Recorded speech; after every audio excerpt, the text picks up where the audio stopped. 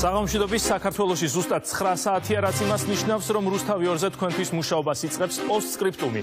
დღევანდელ გადაცემაში თქვენ ნახავთ ფარული მასალა, რომელიც მოზარდების მკვლელობის საქმეს თავდაყირად ააყენებს და რომელსაც შეუძლია ხელისუფლების თავდაყირად აყენება. ჩანაწერი, საიდანაც ნათელი ხდება, რის სანაცვლოდ გაურიგდა ხელისუფლება მირზა სუბელიანს, რისი ეშინია ქართულ ოცნებას. უმძიმესი კომპრომატები, რომლებიც სუბელიანს ხელისუფლების წინააღმდეგ აქვს. ადამიანების გატაცება, წამება და სხვა უკანონო საქმიანობა, რომლითაც მირზა სუბელიანი ხელისუფლების დავალებით იყო დაკავებული. რამდენიმე წუთში. ბანო მერაბიშვილის პირველი ინტერვიუ ციხიდან, რას ფიქრობს ყოფილი პრემიერ-მინისტრი, რამდენად შეიძლება მისი ჯანმრთელობის გაუარესების მიზეზი მოწამვლა იყოს, რატომ არ დატოვა ქვეყანა, რატომ არჩია პატიმრობა და რატომ არ ითხოვს შეწყალებას პრეზიდენტისგან. ვინ არის დღეს პოლიტიკურად ბანო მერაბიშვილი, ნაციონალი თუ ყოფილი ნაციონალი? რატომ მიყიდა ხელისუფლებამ ფოთის თავისუფალი ეკონომიკური ზონის 75% ჩინურ კომპანიას, რომლის ხელმძღვანელებსაც საერთაშორისო დონის მაქინაციებისთვის ასამართლებენ? რა კავშირი აქვს ამ კომპანიასთან ბიძინა ივანიშვილს, რა როლი შეასრულა მოლაპარაკებებში ბიზნესმენმა ბანო ჩხარტიშვილმა და სად ყავს მას დასაქმებული ყოფილი პრემიერი ირაკლი ღარიბაშვილი? ეს და კიდევ ბევრი სხვა თემა, მხოლოდ ის, რაც ყველაზე მნიშვნელოვანია თქვენთვის. მე გიორგი გაბუნია ვარ, ეს პოსტსკრიპტუმია.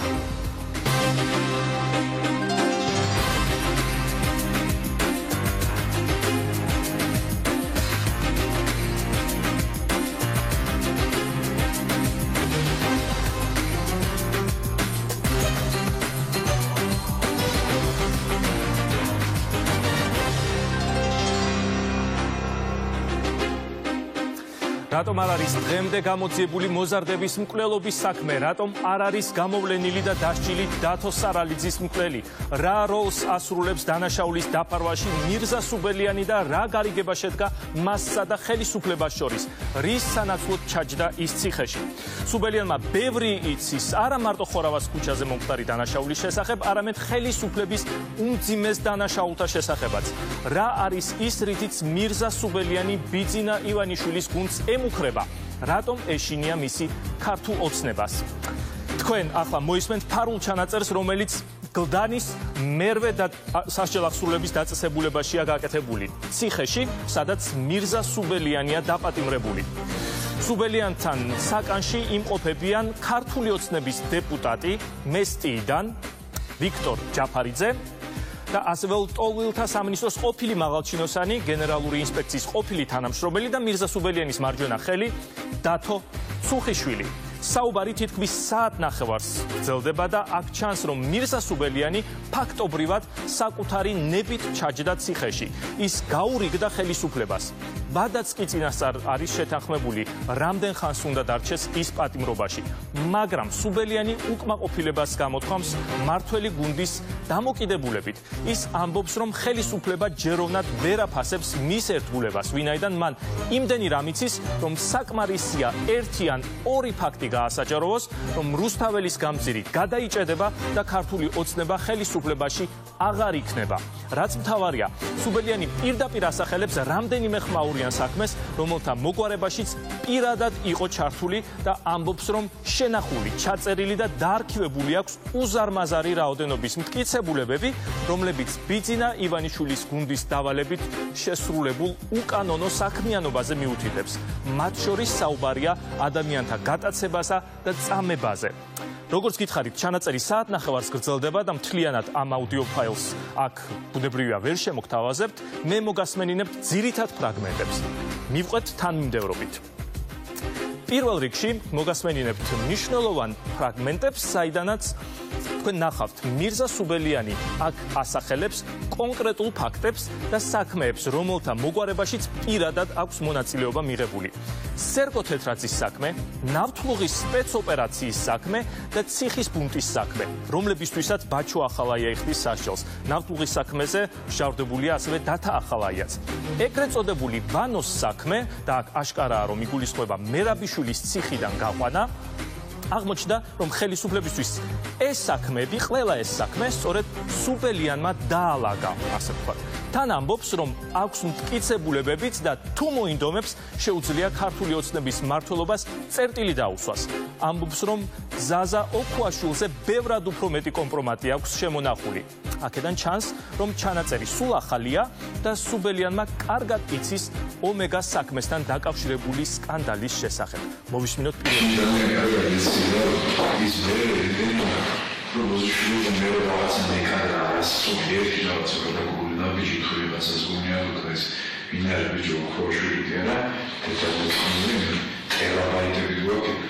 სასწავლებლმა თუ არ დაესწრებია თეთრაძის საქმიდან დაწყებული ნავთობის სპეცოპერაცია, რასაც ამათ თანამდებობები დაიჭირეს. ხარჯიანის საქმე, მე ვიგონი, რომ პუნქტის საქმე, ვანს ვისი შესრულებულია. მე როდის დუბანში როგორ გონია ამათი თათბირები, სემიროიჯდენ და ხალე განკარგულების ორგასცემი, ეხლა უთვლინო ვიყავიო, თავი არ დამიზღვია მათ და თავი არ დამიზღვია და ისინი ვისურვებავი, ყოველს ეცვლიდნენ გადაწყვეტილებას. მე რაღაცა მდომებოდა და რაღაცა მიდოდეს ხალხის გამოსვლა შეინახა. Periodo chanceluda da posizione ustaweli granulato sembra la richiesta di danno. Hai questo caso di allora abbiamo scappato per i casi. Non è vero che si tratta di bene per continuare. Scegliere di Stoccolma ci giochi di uscire. Come ma se da molto. Saccato. Solo non c'è in tutto che se ne vede posizione scelta e senza questa non ne vediamo tutto, ma più di che è mai sempre politico toscano. E ci può che fare per scegliere. Ora, me è svegli che no, lo stesso in unici ne scegliendo. Ci vuole che la salute di famiglia termina. E da solo per la tua vita c'è un certo politico di giorno.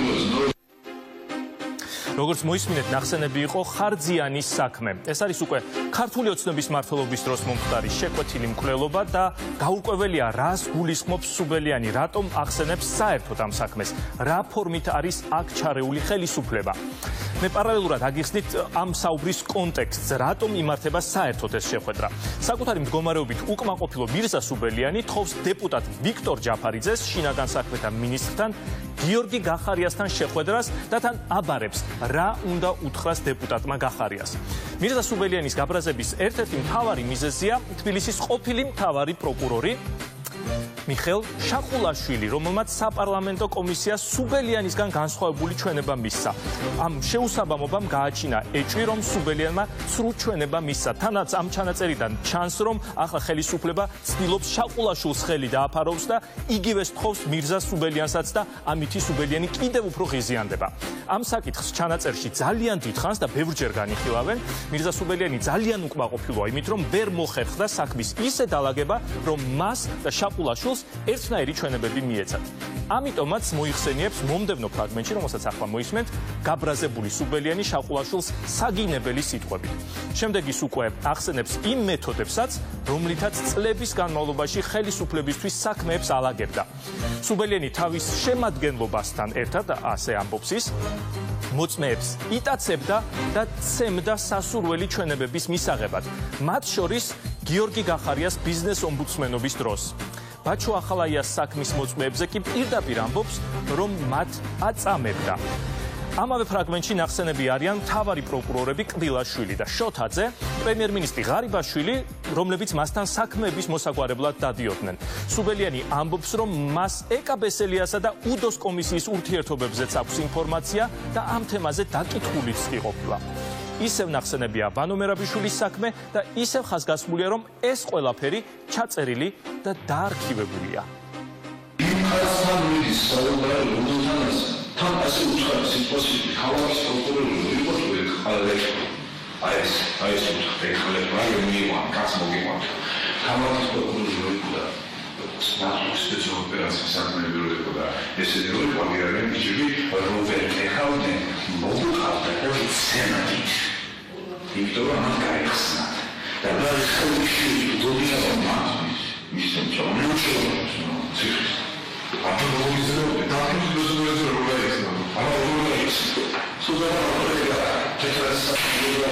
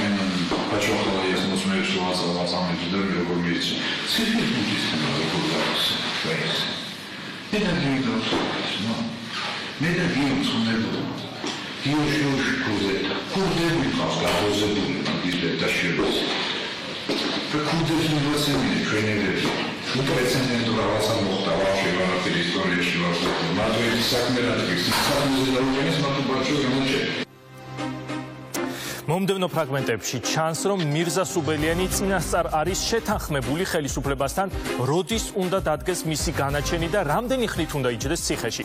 ერთი წელი პატიმრობა და ერთი წელი პირობითი მსჯავრი. სუბელიანი იმასაც კი ამბობს, რომ თუ საჭირო გახდება, პირობიც იყიდის. ის ისევ სთხოვს დეპუტატ ვიქტორ ჯაფარიძეს შეახსენოს მინისტრ გახარიას მათი გარიგების პირობები.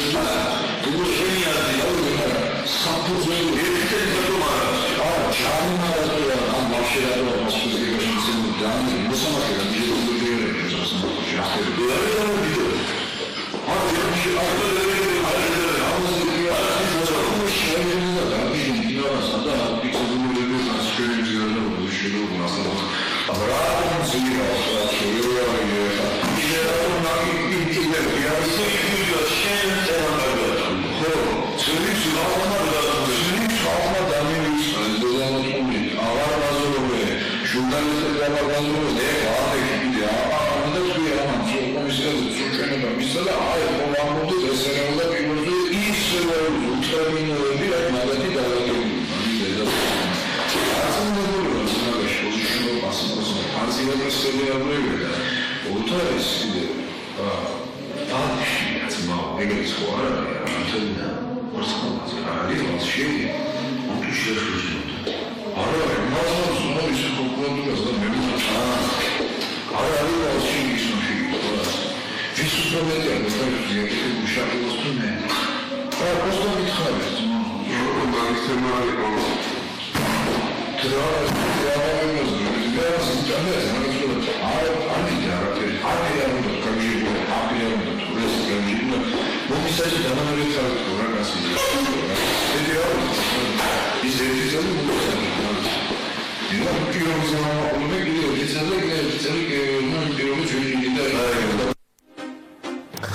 როგორც ნახეთ ამ ფრაგმენტის ბოლოს სუბელიანი ოთარ ფარცხალაძესაც ახსენებს, რომელიც პროკურატურას მართავს. საუბრისას არაერთხელ ახსენებენ კიდევ ერთ პიროვნებას, შინაგან საქმეთა მინისტრის მოადგილეს ლევან კაკავას. ჩანაწერიდან ჩანს, რომ სწორედ კაკავას დაავალა გიორგი გახარიამ სუბელიანის საქმის ფინანსური მხარის მოგვარება. Აკავისის მაგრამ აგეცი შეიძლება ეს არ აქვს იმათ პოზიციებს ახდება პოზიციებს მეც ვინმე შეიძლება მაგრამ მოხდები იქიდან მაგრამ ფლაშები არ წამოსდეს ის მოკერე ხო ეკონომიკური დაიგებას დაბედა ვაფშე შეიძლება და ხო იმან უთხრა გასულოს просто მიხედავთ ამ თემას შეგვედი მას ყავთ ეს ფაქტს არამედ უკრა მოსილება და პრივილეგია მაგის წაროს ამიჩენე ის ნაურო ის მოსულიყო და ეს ვარო შემიძლია და ლეგიტიმაცია კონდა ამაზე მითხრეთი თუ მე განსაკუთრებული თემა იქნება აგრონიტო ყოველდღიური დაწესება სამუდამო ხო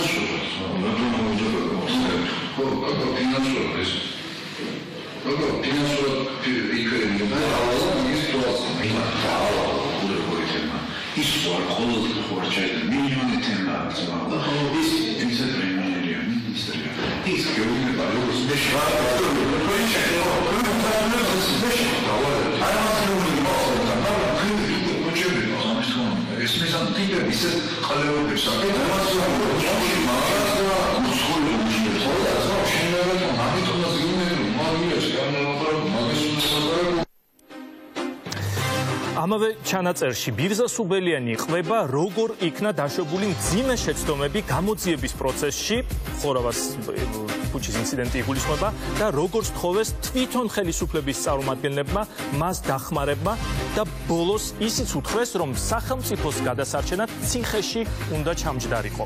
საერთოდ თვითონ სუბელიანი საუბრის დროს სულ ხას უსვამს რომ ყველაფერს სახელმწიფოსთვის აკეთებს. სახელმწიფოში სინამდვილეში ყველა ხვდებით ხელისუფლება იგულისხმება. მომდევნო ფრაგმენტში საუბარია ერთ ფაქტზეც, რომელიც აქამდე ცნობილი არ იყო. როგორც ჩანს, სამართალდამცველებმა ხორავას ინციდენტში მონაწილე ბავშვები გაიტაცეს და სცემეს ალბათ მათგან ინფორმაციის მისაღებად. ყურადღებით მოусმინეთ, მირზა სუბელიანი ერთ-ერთ მომენტში ასევე ამბობს, რომ მას ეგრეთ წოდებული ავტომატჩიკები არ აკლია და სხვა რამის კადრებაც შეუძლია. ანუ ის თავისი შეიარაღებული ხალხით იმუქრება. ის მცანერი მეოცი და ისოდენ ჩვენს ნორმალს ხალხის მე უცხარი ამაში კუში მომავალ და დედას მომიტყვის და რატოს იმიტომ ის იქნებოდა გასვამდე და მოთხოვს იქნება თმარათა იმенно დღეს ჩვენსმასთან და მე არ ვიცი შეგუაშ თელეკარლაში მიდა ვუთხრიძო აქ არის ჩემი ქრისტიანი არის ბავშვები თავის სასწავლო ტემპერატურაში დაუშვი ყველაზე დაიწყეს მეორე შეფროზეკო და ისი აბლაში უშუალო რეგიონული პლანის კონკრეტ მაგათებინი და ისინი არა მუსიკული არა ეს შეჩვენებაზე გეუბნები ჩემს უშუალოზე ეპიცენტრი აგერელის ეს რამის აიყვანეს მე იმაზე რომ კასაძეზე ხრები მოიპარეს ბავშვები მეკარისას უცხოა მამის პოზიციაზე უზინარდაზე შექმნა და ერთადერთი ჩვენ ცხოვრებულ გიოს გაუკეთეს ნაცედა მე ერაისთვის რა გაუკეთებია სხვა შემოჭას გაუკეთეს ეგე ჩაუყარე მე საქმე უბრუნდებოდა თვითონ გამოვიდი მაგით კონტაქტზე და რა ჩვენ გვქნარბენი დაუბრუნდით კაი ხოსი გამოსავალი ხარები მაგით ჯერ ისეთი მეზმოს პროცესი შემოსწავლოს ჩვენ და ვთქი რა მე ნუ სამს პროგრამაში შეიძლება ანუ თქვა ხოხაზმა აი ჩემს აი შეიძლება მე просто ასურამით რამდენჯერ კონია რომ ცეცხლა ოშნეზე და ხამის გიზამ და ხარას გიზამ უკადაგიხები არის მე შენ აი მოდი წამდგა შენ წახვიდო დერნაბიце გასულით არ წახვიდო ინდოშენ პოლიტიკოს მაგრამ ეს მოგაგონები მაგდა ფიქსება წავედი შევამაზეთ პოზიციამ რაზეობა იმდან სახელმწიფოს გენერალ ჩემთან და ამ კაცკიდე ციხეში ზოგადად თავის მიმახარ არ მოდი შაბუა გადავარჩინოთ იქ მოდი პეტრე გადავარჩინოთ და პავლე გადავარჩინოთ და შეგიძლიათ მოსულს არ მოდი და მოდი და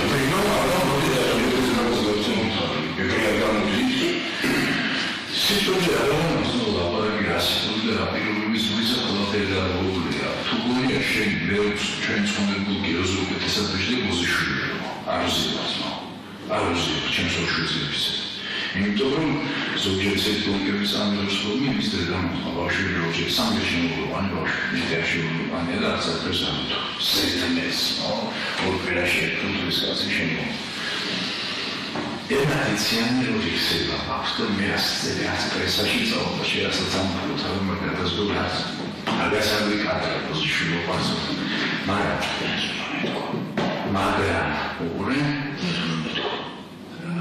იმან ინტერესად თქვა ავტომატურად გარკვეულდა სურათ თქვა ეს ვარანის ვიგანა იმიტომ შეიძლება ადამიანთან უცებად და დავაშევით ხა მაგრამ მე როგორც მაგასიო არგი და მე როგორც თვლიდა უნგარესური და როგორც და შექმნით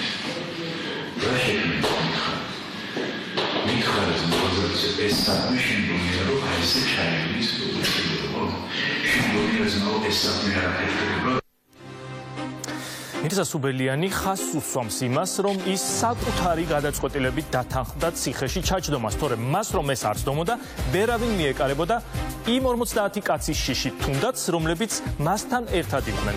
ის აშკარად ისევ თავის შეიარაღებულ პირებს გულისხმობს და გარკვეულწილად ნანობს კიდევაც, რომ დათანხმდა პატიმრობას. ამ ფრაგმენტიდან ჩანს, რომ ფაცხალაძის შეიარაღებული ფორმირების გარდა ქვეყანაში, როგორც მინიმუმ, ყოლია მეორე შეიარაღებული დაჯგუფება, რომელიც საქმეებს ალაგებს. მირზა სუბელიანის ეგრეთ წოდებული შემადგენლობა.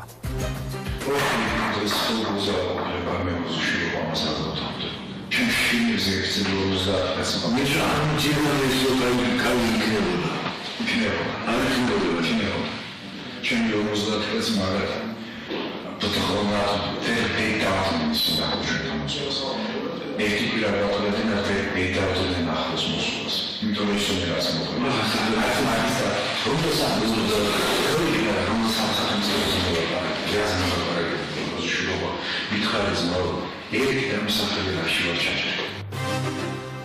რა თქმა უნდა, საინტერესოა, რატომ დასჭირდა ხელისუფლებას მირზა სუბელიანის დახმარება, ან ვისი დანაშაულის დასაფარად ჩაჯდა სუბელიანი ციხეში. ერთი მიზეზი აქამდეც ვიცოდით, მისი შვილი, რომელიც ხორავას ქუჩის ინციდენტის მთავარი საბაბი და ორგანიზატორი იყო და სუბელიანის ცოლის დიშვილი მიხეილ კალანდია. მაგრამ როგორც ჩანს, დასამალი ბევრად უფრო მეტი იყო. დიდი ალბათობით სისტემური დანაშაული. სუბელიანმა სხვებსაც დააფარა ხელი. ის ორ ასეთ პირზე ლაპარაკობს. მოусმინეთ ყურადღებით. ვისაც ხელი დააფარა? ისინი ორი მაგრატარებს, ერთის ფუში მაგრატარ და მეორის ფუში მაგრატარ. ყოველი მაგრატ სუბსიდიის მაგრატარ შემოგვიძოს. მე ჩემთანაცავია პროფესორი. მე ვარაგებთან მიგმენდულას ან ფაქტურად ხელთან მიმართებისგან ხოეთება. შეიძლება და ხოეთება. გამორისხულდება. იმაზე რომ ის ბავშვობა თავი მოსმიეს, ნო მაგას იმიტომ კი არ ეჩევი, დიდად უნდა დაეჩვენა ის ძირი საქმე დაენგრევა, თორე ჩემი ხალხი სულ არის არა, ჩემი ხალხი გქონდათ, მაგრამ თავის წელშუალას მომაყნა, როდესაც პირველად მიიყვანეს და ბავშვები ისინი ძირი საქმე დაენგრევა. Чем же это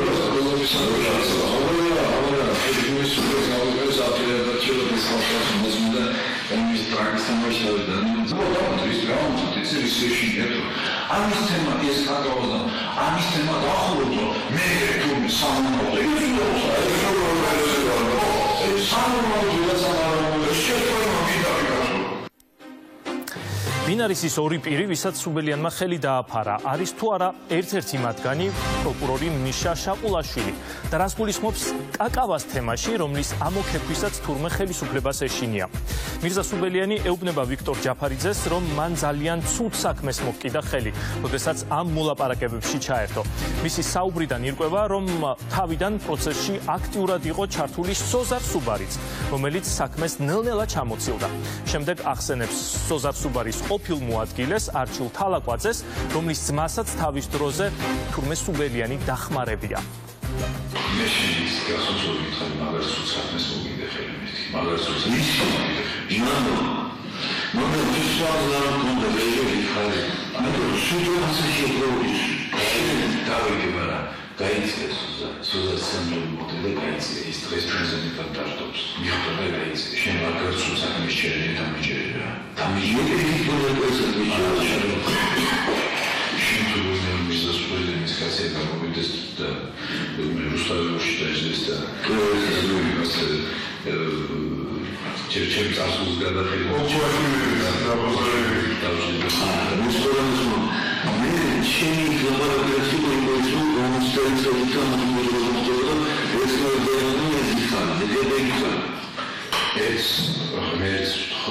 შაყულაშვილი იყოს ნორმალურად შემზაუნსული. რამე მოვიდეს, просто არ მომხდარებს.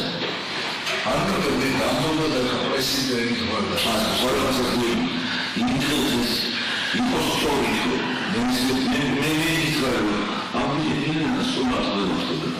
ამ სულასწორდა რომელიც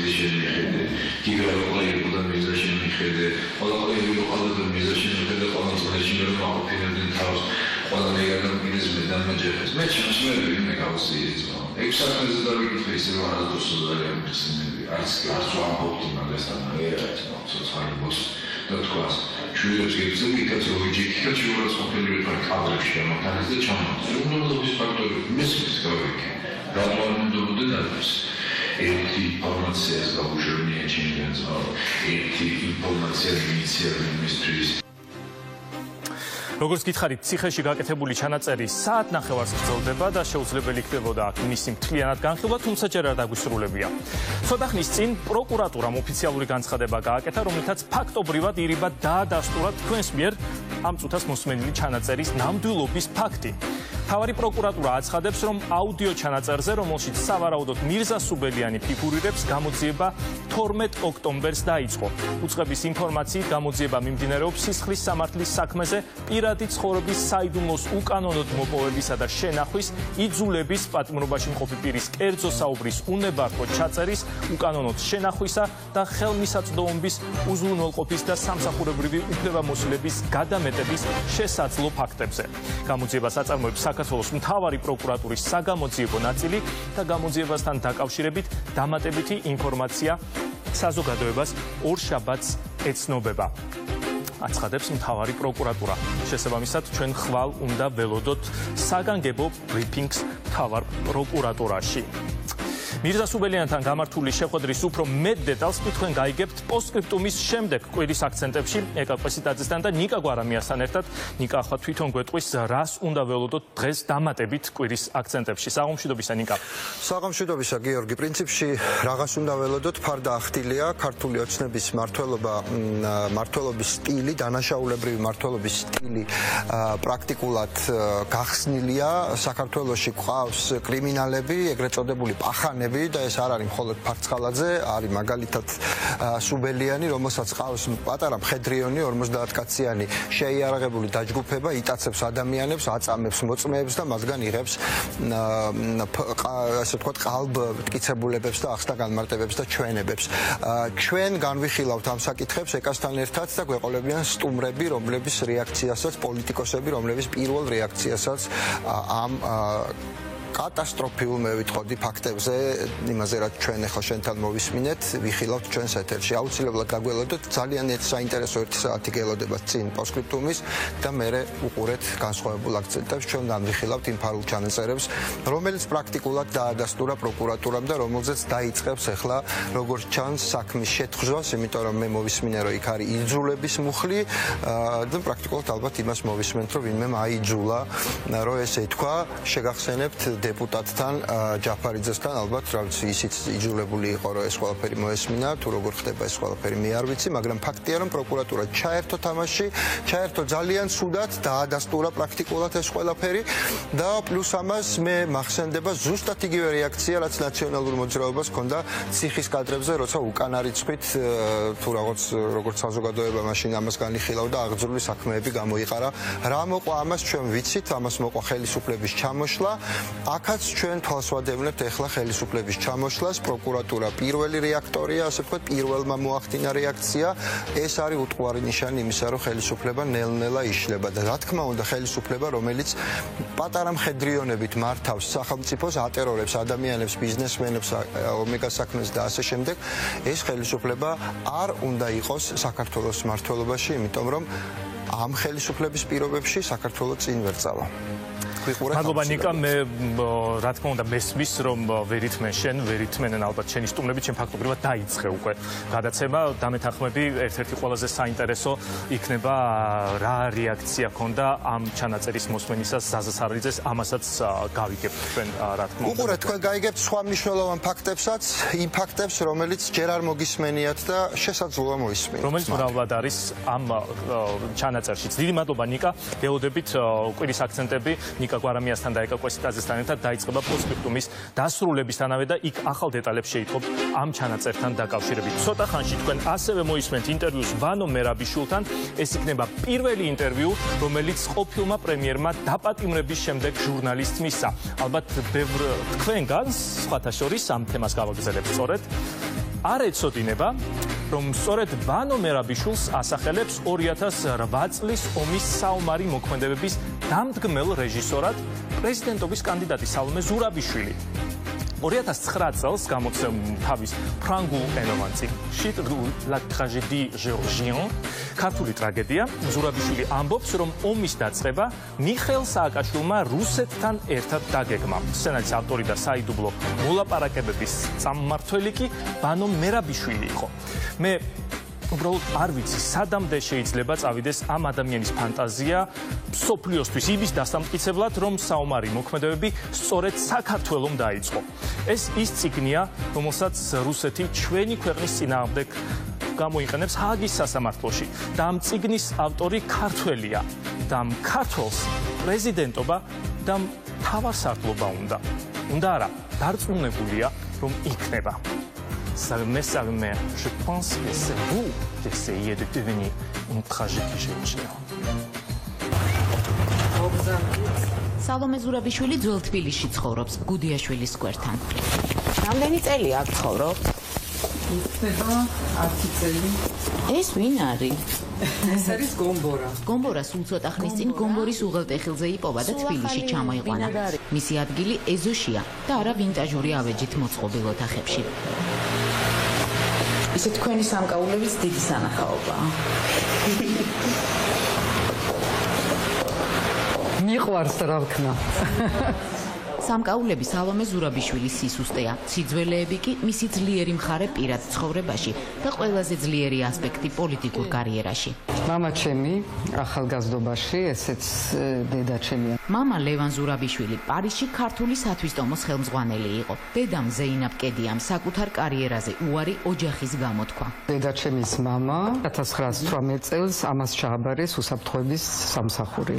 ეს ბებია და მისი დედა, რომელიც ქრივი იყო 25 წლის ასაკში და იმის მერე თმებიც არ მოუჭრია.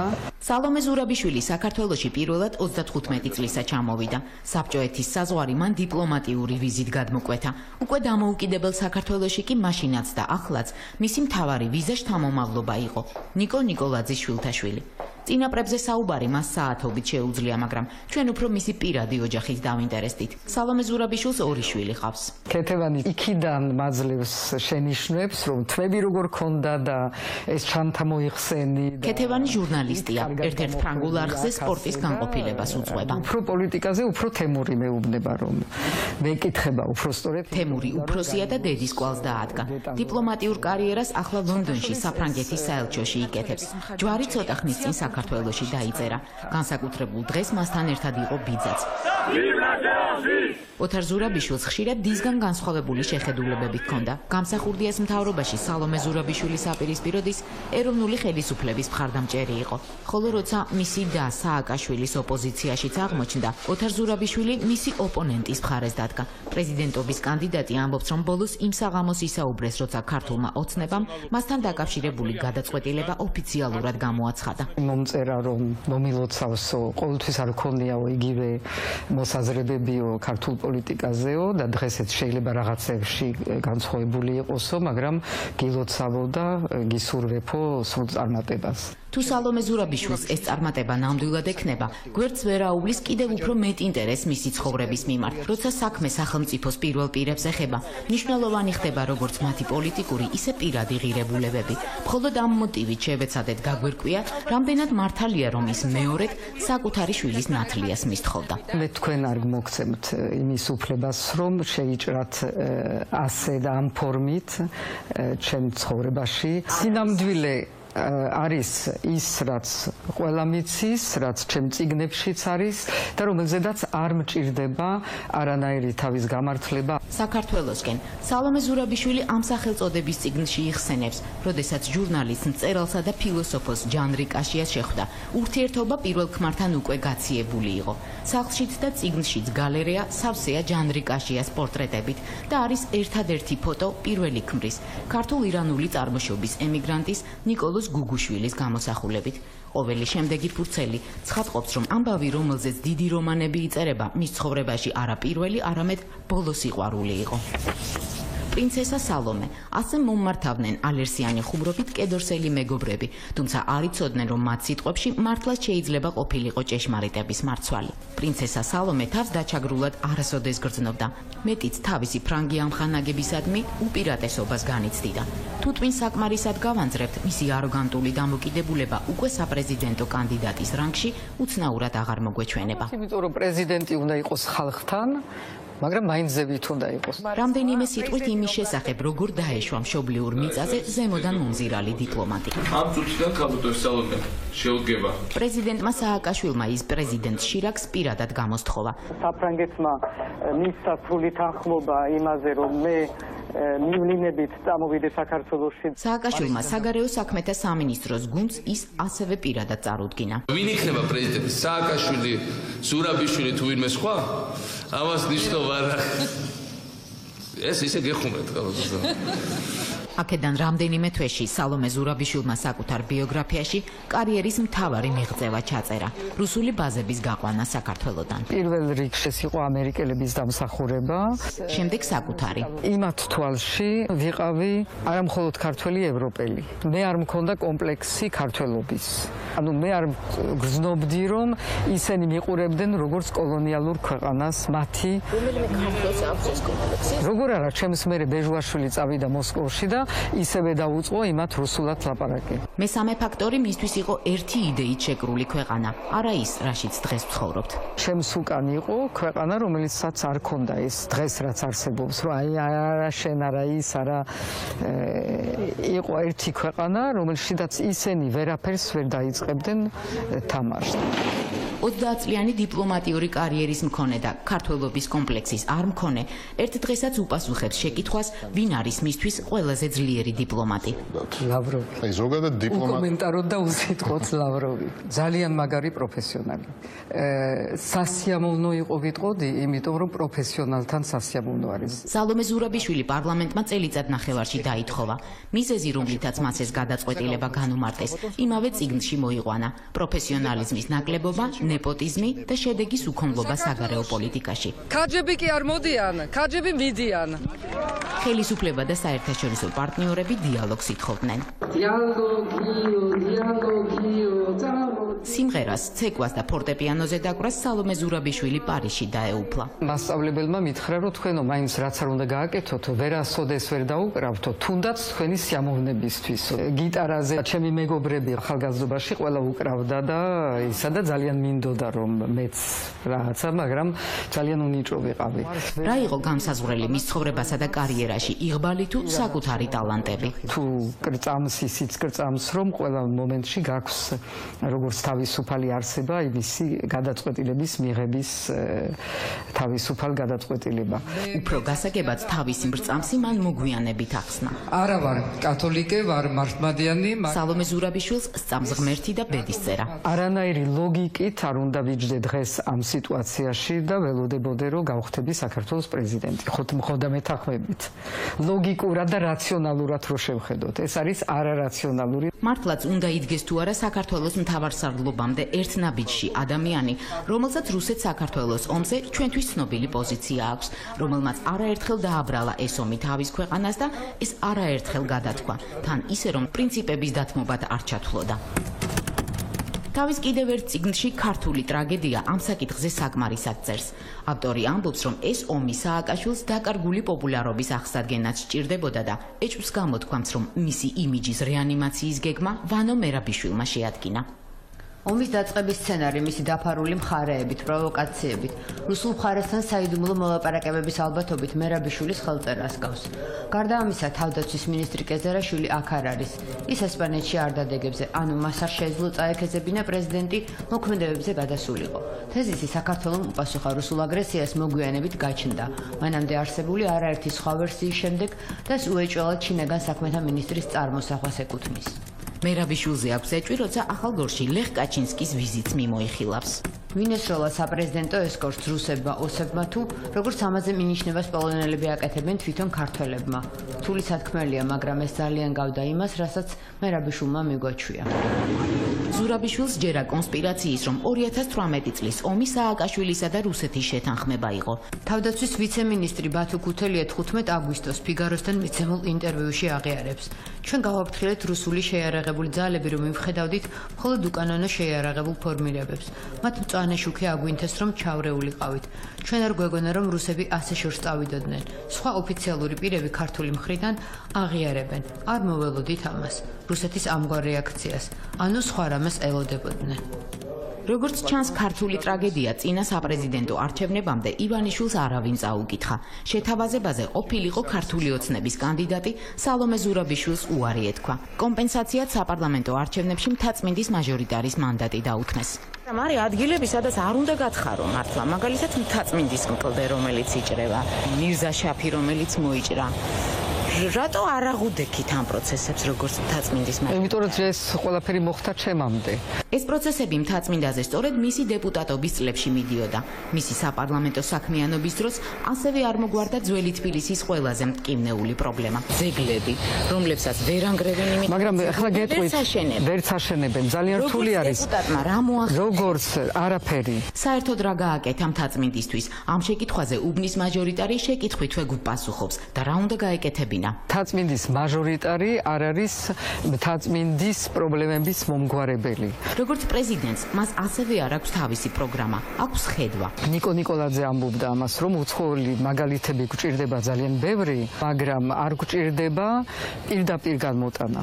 ანუ არა კოპი-პეისტი. არა კოპი-პეისტი, ასე ამბობდა ნიკო ნიკოლაძე. არა, ამას არ ამბობდა. ნიკო ნიკოლაძის ქალაქი იყო პირველი, სადაც ქართულმა ოცნებამ თავისი მხარდაჭერილი კანდიდატი წარადგინა. გასაგებია, რაში სჭირდებოდა სალომე ზურაბიშვილს ეს მხარდაჭერა, მაგრამ რა იყო, რასაც ის ბიძინა ივანიშვილს შეპირდა და ერთმანეთი გადაკოცნეს? აბსოლუტურად არაფერი. ეს ცოტა გაგიჭირდებათ, მაგრამ დაუჯერებელია, მაგრამ ეს არის რეალობა. ქუთაისის საუკეთესო მომავლად სალომე ზურაბიშვილი მის სამედიცინო ხაბად გადაქცევას ხედავს. პარლამენტი ამ ქალაქთან რაშუაში იყო. რა მოუტანა პარლამენტმა ქუთაისს? ვინმე თუ მეტყვის რა, ძალიან დაინტერესებული ვიქნები. არაფერი? აბსოლუტურად არაფერი. ჩვენი შეხვედრის მომენტში ყველაზე ცხელი თემა კანაფის კულტივაცია იყო და რადგან ოცნების მხარდაჭერილი კანდიდატი რეგიონის სამედიცინო კუთხით განვითარებას ლობირებს, ამის შესახებაც ვკითხეთ. სვანეთში ვიყავი ახლა, ყველას აქვს დარგული თავისი ისა მაინც. ეს ყველა მიცის და ყველა მიცის რამდენი ხნის წინ გრძელდება და გრძელდება. ეს იყო მანამ, სანამ ზურაბიშვილს მღვდელმთავრები დაუპირისპირდებოდნენ და ისიც დედა ეკლესიას ვალში არ დარჩებოდა. საინფორმაციო კამპანიის სათავეში ჩავდგები მე, როგორც დედა. რას ფიქრობს ხორავას ქუჩის საქმეზე, რომლის საპარლამენტო საგამოძიებო კომისიის შემადგენლობაში საპრეზიდენტო კამპანიის დაწყებამდე იყო? მტკიცებულება იმაში, რომ იყო აქ რაღაცა სისტემური დანაშაული, არავის არ მოუტანია. მე შევალ იმ სასახლეში, რომელიც არის ორბელიანების და სალომე ზურაბიშვილს ახალი საცხოვრებელი არჩეული აქვს, რამდენადაც პრეზიდენტის სასახლე მისი თქმით, ფსევდორაიხსტაგი თბილისს არ უხდება. აი ორბელიანი სასახლე თბილისს უხდება, პანორამა უხდება თბილისს? არა. რას ფიქრობთ ბიძინა ივანიშვილის გატაცებაზე გიგანტური ხეებით? ეს არის მხოლოდ ცოტა ჩემ ბაღს ვაშ. არა, ხეებზე არანაირი პრობლემა არ მაქვს. ხეებზე ნიკო ნიკოლაძეც იყო გატაცებული და სხვათა შორის ჩამოქონდა ევროპიდან და დღესაც. რა კარგი რამე ახსენეთ. სწორედ მაგაშია საქმე, რომ მას ევროპიდან ჩამოაქვს და ეს საკუთარი ქვეყნიდან თხრის, იქ სადაც ძელია. ეხლა მე ყველაფერზე არ დავიცავ ბიძინა ივანიშვილს, მაგრამ ხეებზე დავიცავ ბოლომდე. მე მყავს გურიიდან ჩემი ძალიან ახლობლები და რაღაცა, რომელიც მეკითხებოდნენ, ხო არ იცნობთ ბიძინას, რომ მივყიდო ჩემი ხე? სალომე ზურაბიშვილის სურვილის თანახმად, ქუთაისში იმ უბანში უნდა შევხვედროდით, სადაც მისი ბებია ბაბუის სახლი ეგულებოდა. მაგრამ მცირე საპროტესტო აქციის გამო, რომელიც მომდევნო დღეებში ყველა მის შეხვედრას ახლდა, ის უკანა კარიდან შევიდა, გამოვიდა და წყალტუბოში, სასტუმროში დაგვიბარა. ქუჩაში ხალხთან შეხვედრაზე ამ კამპანიაში ის არც სხვა ქალაქებში გვინახავს. ამბობს, რომ კარდაკარი ევროპაში მოდაში აღარ არის. კვლევა კანდიდატურის წამოყენებამდე არ ჩაუტარებია. სხვების მიერ ჩატარებული კვლევებით კი ამ არჩევნების ტოპ 3-ეული სააკაშვილის ხელისუფლების 3 საგარეო მინისტრია. ის არც კოლეგებს აფასებს, არც კონკურენტებს. რა შეფასება უნდა ვთქვა, რომ ჩემზე ნაკლები იყვნენ თუ ჩემზე უკეთესები თუ რა? ვის განიხილავთ მაშინ თქვენს მთავარ კონკურენტს? არავის. თუ კონკურენტო ხართ? გონი. რა ვქნა? სალომე ზურაბიშვილი არ ამბობს, თუ კი პრეზიდენტი ვიქნები. ის ამბობს, როცა პრეზიდენტი ვიქნები. ვიქნები რა? იქნები? ვიქნები. დარწმუნებული ხარ? ვიქნები.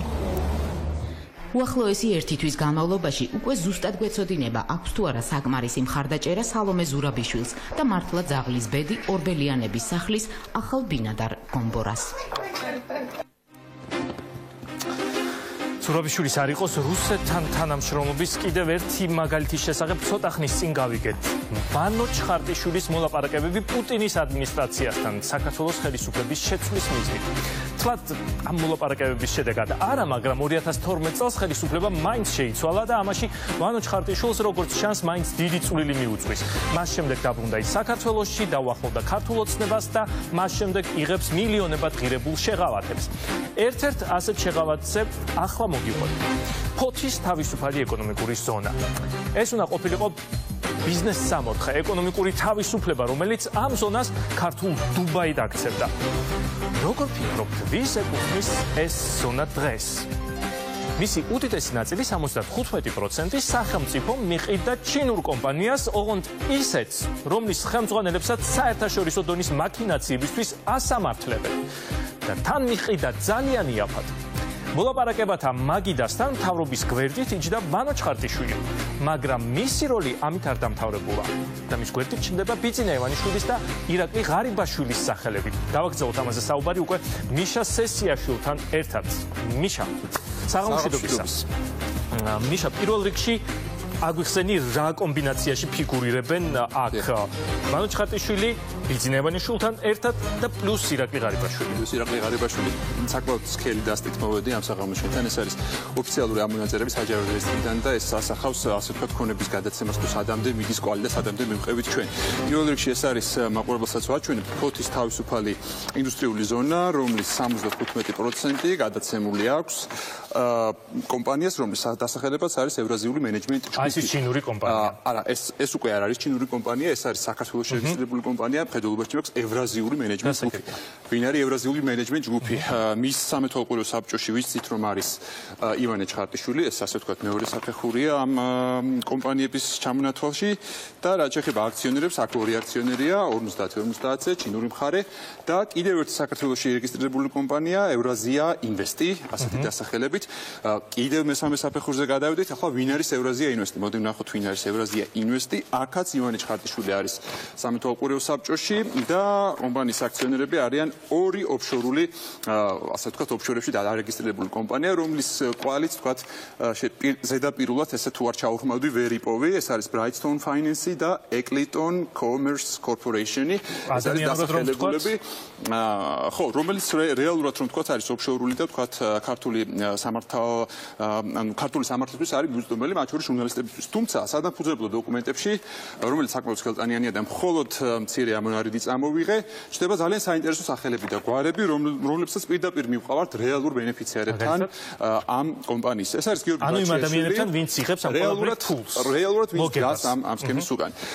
ეს არის და ყველა საინტერესო ამ ადამიანებში არის გიორგი ბაჩიაშვილი, რომელიც წარმოადგენდა Brightstone Finance. ამ კომპანიის დაფუძნებისას Brightstone Finance-ი შეგახსენებთ, ესე იგი ეს იყო ეს ოფშორული კომპანია და გიორგი ბაჩიაშვილი მაყურებელს შევახსენებ არის თანა ინვესტირების ფონდის ხელმძღვანელი და ასე ვთქვათ ბიძინა ივანიშვილის პირადი ფინანსური მრჩეველი ბანკირი, არ ვიცი რა დავარქვათ, რომელიც ყველა სქემაში ფიგურირებს და შესაბამისად მისი გამოჩენა ნიშნავს ბიძინა ივანიშვილის. რა თქმა უნდა, შესაბამისად მისი გამოჩენა ამ კომპანიაში ნიშნავს ბიძინა ივანიშვილის გამოჩენას და აქვე მეორე აქციონერი, მეორე ანუ კომპანიის წარმომადგენელი არის ადამიანი, რომელიც ყველა ძალიან ბევრ კომპანიაში ფიგურირებს, სადაც არის ვანო ჩხარტიშვილი. ანუ რეალურად ეს არის ლევან სკამკოჩაიშვილი, ასეთი სახელით და გვარით და ანუ რეალურად გამოდის, რომ კომპანია, რომელიც სათავეში დგას, ასე ვთქვათ, რეალურად მართავს ამ აქტივს, არის ბიძინა ივანიშვილის და ვანო ჩხარტიშვილის ერთობლივი, ასე ვთქვათ. ანუ რეალურად აი ახლა მარტივად რო ვთქვა, როგორც ვთქვი ადამიანურ ენაზე, ჩვენ ხომ ვთქვით თავიდანვე, რომ ჩინურ კომპანიას, თანაც ისეთ ჩინურ კომპანიას, რომლის ხელმძღვანელობით შეიძლება საბოლოოდ უბრალოდ კრიმინალები, საერთაშორისო დონის კრიმინალები აღმოჩნდნენ, ამ ჩინურ კომპანიას მისცა ხელისუფლებამ 75% ფოთის ინდუსტრიული ზონის, მაგრამ თითქოს ჩინურ კომპანიას გადასცეს და ამ დროს მართავენ ქართულ მხარეს ბიძინა ივანიშვილი და ვანო ჩხარტიშვილი. რეალურად მართველი ამ აქტივისა არის როგორც ჩანს რა დავინახეთ ბიძინა ივანიშვილი და ვანო ჩხარტიშვილი და ყველა ძალიან ნუ რაღაც 4 თუ 5 საფეხური დავითვალე ჩანს ეს სქემა რომ ღარიბაშვილი ამ აქტივს. რაც შეეხება ღარიბაშვილს კიდევ ერთ ყოფილ პრემიერ-მინისტრს, მისი როლია გაცილებით მოგრძალებულია ამ ყველაფერში, ის მხოლოდ რჩეველის როლს ასრულებს, როგორც ოფიციალური განმარტება და ახსნა განმარტება მოვისმინეთ, მხოლოდ დასაქმებული ყავთ, ალბათ სავარაუდოდ სოლიდურ განსაზღვრებაზე, ეს ჩვენთვის უცნობია. რა ტიპის რეკომენდაციებს და კონსულტაციებს უწევს, ესეც ბოლომდე ვერ გავარკვიეთ, ან რა სფეროში ფინანსურ, პოლიტიკურ, იურიდიულ არ ვიცით. თავარი ალბათ ეს არის, რომ ის დასაქმებულია. მიშა, ამ ოქუაშვილის ომეგასთან დაკავშირებული, იბერიასთან დაკავშირებული ჩანაწერების გავრცელების შემდეგ ვანო ჩხარტიშვილის სახელი ძალიან ხშირად ფიგურირებს, მაგრამ მისი კომენტარი არ მოგვისმენია. შენ გაქვს ამ დროს მისი კომენტარი. ჩვენ გვაქვს, ჩვენ დაუკავშირდით ვანო ჩხარტიშვილის, თავიდან იყო უარზე და თქვა ყველანაირ კომუნიკაციაზე თავდაპირველად არ გამოვიდა, თუმცა მას შემდეგ რაც ანონსი მოისმინა პოსტსკრიპტუმისა, რუსთავი უნივერსიტეტში ის თავის ინიციატივით დაგვიკავშირდა და სატელეფონო ფორმატში დამირეკა და სატელეფონო ფორმატში, ასე ვთქვათ, შემოგთავაზა პასუხები ჩვენს კითხვებზე, იმ კითხვებზე, ძალიან კარგი, რომლებსაც მოვისმენთ ახლა შენ სიუჟეტში. ჩინური კონგლომერატი CEFC საქართველოში პირველად 3 წლის წინ გამოჩნდა. 2016 წლიდან დღემდე საქართველოს კომპანიასთან რამდენიმე მემორანდუმი გააფორმა. 2017 წლის ოქტომბერში კი ჩინურ გიგანტს ფოთის ინდუსტრიულ ზონაში სახელმწიფოს კუთვნილი 75%-იანი წილი უკონკურსოდ სულ რაღაც $10 მილიონ გადაეცა. საუბარია 3 მილიონ კვადრატულ მეტრ ტერიტორიაზე, რომელიც ფოთის სპორტს ესაზღვრება. ეს ინდუსტრიული ზონა გახდება ნაწილი აბრეშუმის გზის. $42 მილიარდ შეფასებული კონგლომერატის საქართველოში შემოსვლა შესაძლოა მართლაც ახალი აბრეშუმის გზის დასაწყისი გამხდარიყო. მაგრამ როდესაც საქართველოს ხელისუფლება ფოთის ზონას გასაყიდად დამზადებდა, პარალელურად ამერიკის პროკურატურა საერთაშორისო ჩინური კომპანიის საეჭვო საქმიანობას იძიებდა. CEFC-ის სათაო ოფისი ჩინეთშია, თუმცა ის ენერგეტიკულ აქტივებს ფლობს აზიაში, ევროპასა და აფრიკაში. სწორედ აფრიკაში გაეხვია კომპანია საერთაშორისო სკანდალში. აღმოჩნდა, რომ ჩადისა და უგანდის ხელისუფლება კომპანიას მოსყიდული ჰყავდა, რათა პერსპექტიული პროექტებიდან კონკურენტები ჩამოეშორებინა და სარფიანი გარიგებაც ჯიბეში ჩაედო. კომპანიის მენეჯერების ბრალეულობას ახლა ნიუ-იორკის სასამართლო არკვევს. თუმცა მას შემდეგ გამოძიება კიდევ უფრო მძიმე ვერსიებამდეც მივიდა. არც მაშინ და არც მას შემდეგ საქართველოს მთავრობაში კითხვა არავის გასჩენია, ვის ხელში აღმოჩნდა ეს ტერიტორია. საკითხს ბოლო თვეებია საქართველოს თავდაცვის ყოფილი მინისტრი თინა ხიდაშელი სწავლობს, რომელიც თვლის, რომ ამ გულგრილობას თავისი მიზეზი აქვს კორუფცია. ედავებიან უმძიმეს ბრალდებებს, ფულის გათეთრებას, კორუფციას, საერთაშორისო მასშტაბის კორუფციას, ედავებიან თამის მიცემას, გამოძალვას, უკვე იარაღით ვაჭრობას, ირანის სანქციებისთვის თავის არიდების მიზნით. შეუძლებელია, რომ ქვეყნის ხელისუფლება გერქვას, იყო პასუხისმგებელი ქვეყნის განვითარებაზე, ქვეყნის წარმატებაზე და ამ დროს არ გქონდეს ინფორმაცია, ეს მე ყველაზე კარგ შემთხვევაში ვამბობ, კომპანიაზე, რომელთანაც რაღაც ამხელა პრეტენზიებს აცხადებდა. ნიუ-იორკის სასამართლოში განსასჯელთა სკამზე კვლავად ზის CEFC-ის ერთ-ერთი შვილობილი ორგანიზაციის ხელმძღვანელი ჩიპინგ პატრიკ ჰო. ამერიკული გამოძიების მასალებით ის თამს აფრიკის ლიდერებს ხან უდაბნოში სთავაზობდა, ხანაც გაეროს შტაბ-ბინაში. მოგვიანებით ტრანსნაციონალური მასშტაბის გამოძიება ჩინეთშიც გაგრძელდა. CEFC-ის დამფუძნებელსა და დირექტორს ჟე ჟიანმინს გაზაფხულიდან მოყოლებული ვეღარც ყოფილი პარტნიორები პოულობენ და ვეღარც საერთაშორისო მედია. გამოძიების მასალები ჟიანმინის სტატუსით და ადგილსამყოფელიც ყველაფერიას გასაიდუმლოებულია. შეკითხვები არც ამჯერად გასჩენიათ საქართველოში, რომლის მთავრობის წევრებიც უშუალოდ მასპინძლობდნენ კონგლომერატის დირექტორსა და დამფუძნებელს. მეტიც პირდაპირ მიყიდვის წესით ჩინურ კომპანიას თბილისში სახელმწიფოს კუთვნილი უძრავი ქონებაც გადაეცა. ერთმანეთის მიყოლებით ევროკავშირის წევრ ქვეყნებში არსებული კომპანიები, რომლებთანაც მათ მოლაპარაკებები ჰქონდათ, წყვეტენ მასთან ურთიერთობას.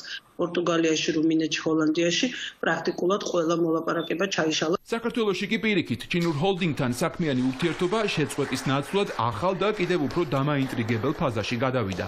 ჩინურმა კომპანიამ ფოთის ზონაში მისი კუთვნილი წილი სამართავად საქართველოში დაფუძნებულ ევრაზია მენეჯმენტ ჯგუფს გადასცა. კომპანიის 50% ჩინეთშია რეგისტრირებული, კიდევ 50%-ის კვალს კი ბრიტანეთში რეგისტრირებულ კომპანიებამდე მივყავართ. როგორც დოკუმენტების გადამოწმების შემდეგ გავარკვიეთ, ოფშორში რეგისტრირებული ამ ორი კომპანიიდან ერთი ბრაიტსტოუნის წარმომადგენელი დოკუმენტებში თანაინვესტირების ფონდის დირექტორი გიორგი ბაჩიაშვილია, რომელიც ბიძინა ივანიშვილთან დაახლოებული პირია და მთელს მსოფლიოში მის ბიზნესებს მართავს. მეორე კომპანია კი ვანო ჩხარტიშვილს უკავშირდება. თავად ევრაზია მენეჯმენტი კი გერგეტის 3 ნომერშია რეგისტრირებული. შენობაში, რომელსაც სხვაგვარად ვანო ჩხარტიშვილის ბიზნეს ცენტრად იცნობენ. ეს ბუნებრივიცაა, რადგან ფოთის მმართველი კომპანიის სამეთვალყურეო საბჭოს წევრიც თავად ბიზნესმენი ჩხარტიშვილია. ის საქართველოს მთავრობის წევრებისა და ჩინური კომპანიის მენეჯმენტის თითქმის ყველა შეხვედრას ესწრებოდა.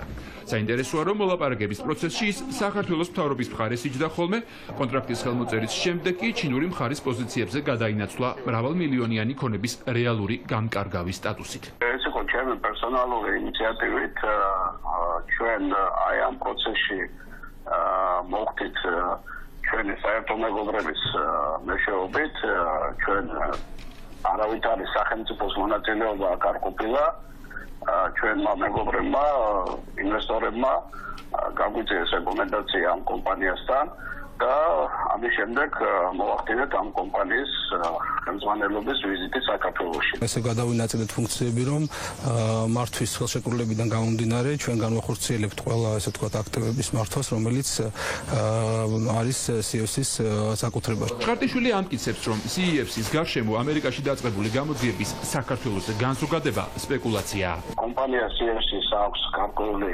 პრობლემები.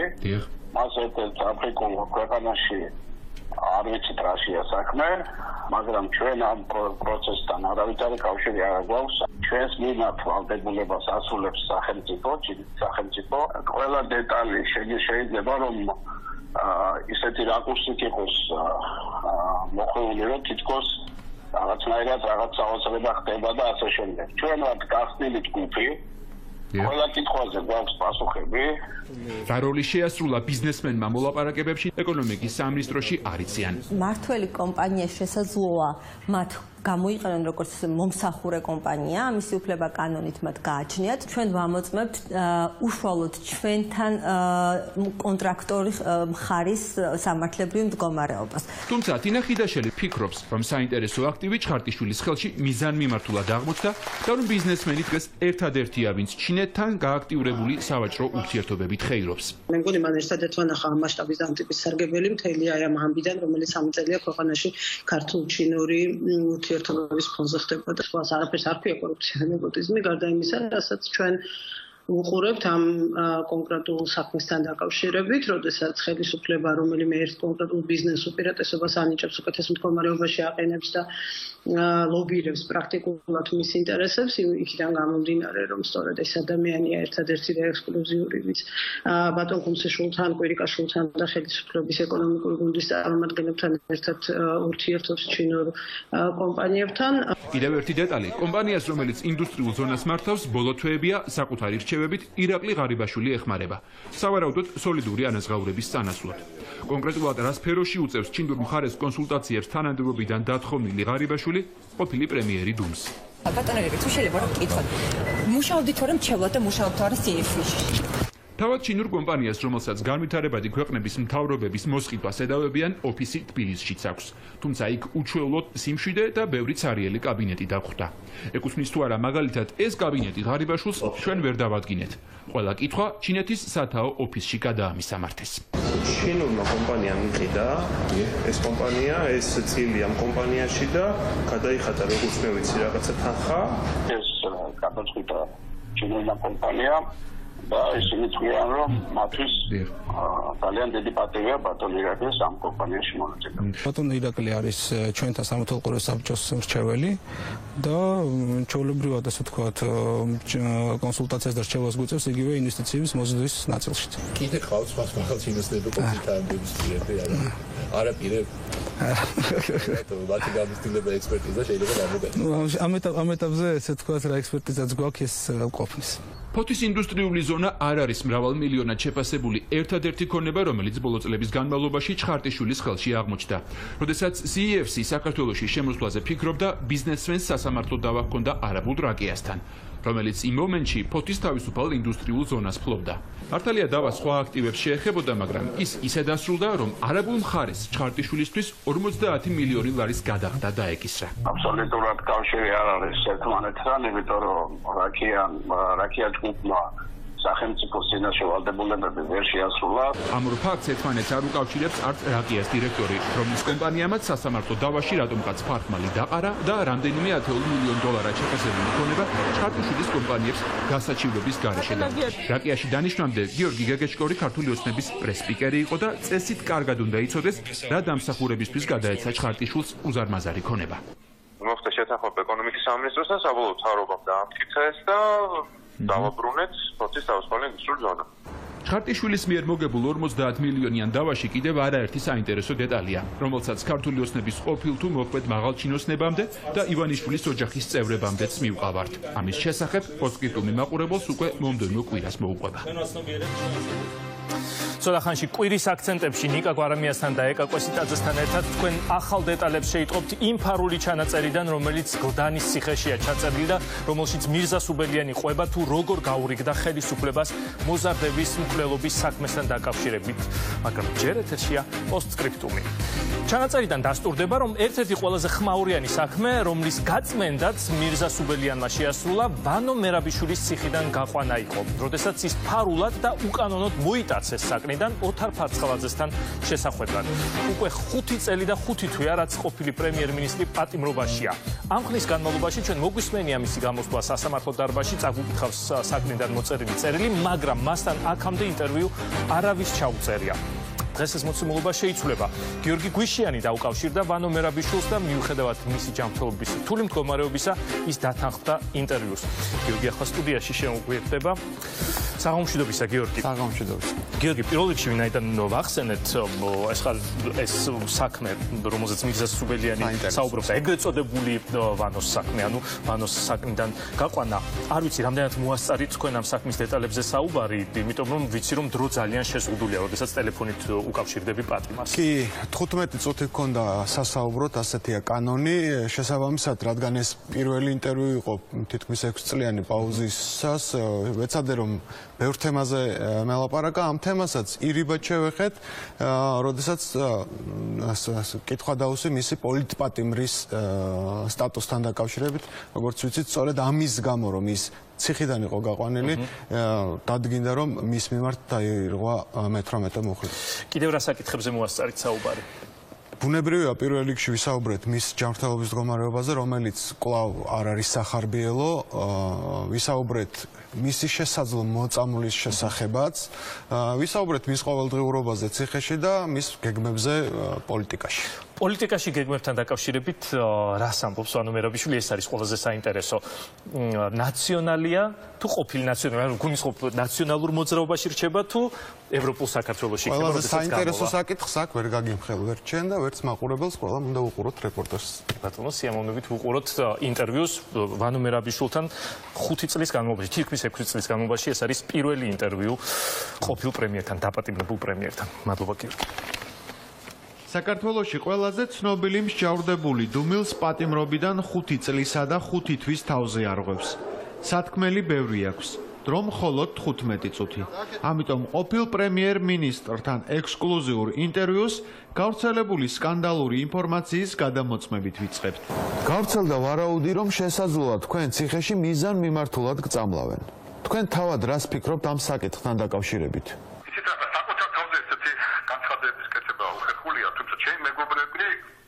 ზოგი დაწმუნებულია და მსხვები ეჭვიათ რომ სწორედ ამას შეიძლება ქონდეს ადგილი, იმიტომ რომ ერთ-ერთი მიზეზი ამ დაავადების სიმპტომებისა, ასე ვთქვათ, ამ დაავადების გამომწვევი არის ინტოქსიკაცია სითულება. სხვადასხვაობით მე სიტყვას როცა მეუბნებია, რომ ამის გამომწვევი მიზეზი არის რაღაც ვირუსიანი ინფექცია, რომელიც კვალი დადგენილი არ არის. და ეს მათი სიტყვები იწვევს გარკვეულ მეგობრებში ხლა. ეხლა მე თუ ვიღაცა შემოწმებას აპირებდა, მე დაწუნებული ვარ, რომ ახლა მარტივი დანიშნებით და რაღაც კავშირი სასამართლოებით აღმოსავლური, იმიტომ რომ მისი სიმპტომები ადვილად დასადგენია რა. ალბათ საზოგადოების ცნობილია, რამდენი საუბარი მიდის დღეს ნერვო პარალიზებულ სასამართლოებს და ასე შემდეგ. საერთოდ გავსი მოწამლა თუ იქნებოდა ადგილი, მისი დადგენა ძალიან რთული იქნებოდა, მაგალითისათვის ახლა თუ გახსოვთ უკრაინის ყოფილი პრეზიდენტი იშენკო როცა მოწამლეს, მიუხედავად ამ მკურნალობა გაიარა მოწინავე კლინიკებში, დღემდე არ არის დადგენილი მოწამვლის საშუალება, მაგრამ მე თავარი ის არის, რომ მე რო ვიცოდე დღეს, რომ ხوان მომწამლავენ და გამაფრთხილეს, ეს მე ასე ვთქვათ, მაინც ვერ გამტეხავდა და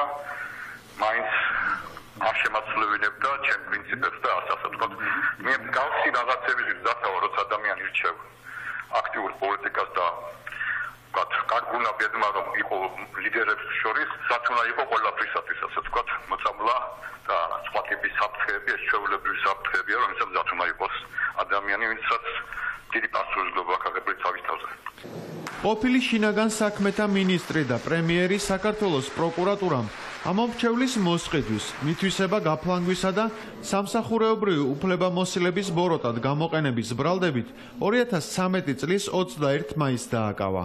მოგვიანებით მას ბრალი კიდევ უფრო დაუმძიმეს და საბოლოოდ საპყრობილეში 6 წლითა და 9 თვით გაამწესეს. მე-6 წელი დაიწყო, რაც სასჯელს სამარტოო საკანში იხდით. აფასებთ თუ არა ამ ფაქტს როგორც წამებას? იცით რა არის? ეს ჩვეულებრივი ანგარიშსორება, იმიტომ რომ მათ იციან, მათ ძალიან ეშინიათ სერიოზული პოლიტიკოსების, რომელსაც აქვს გამოცდილება.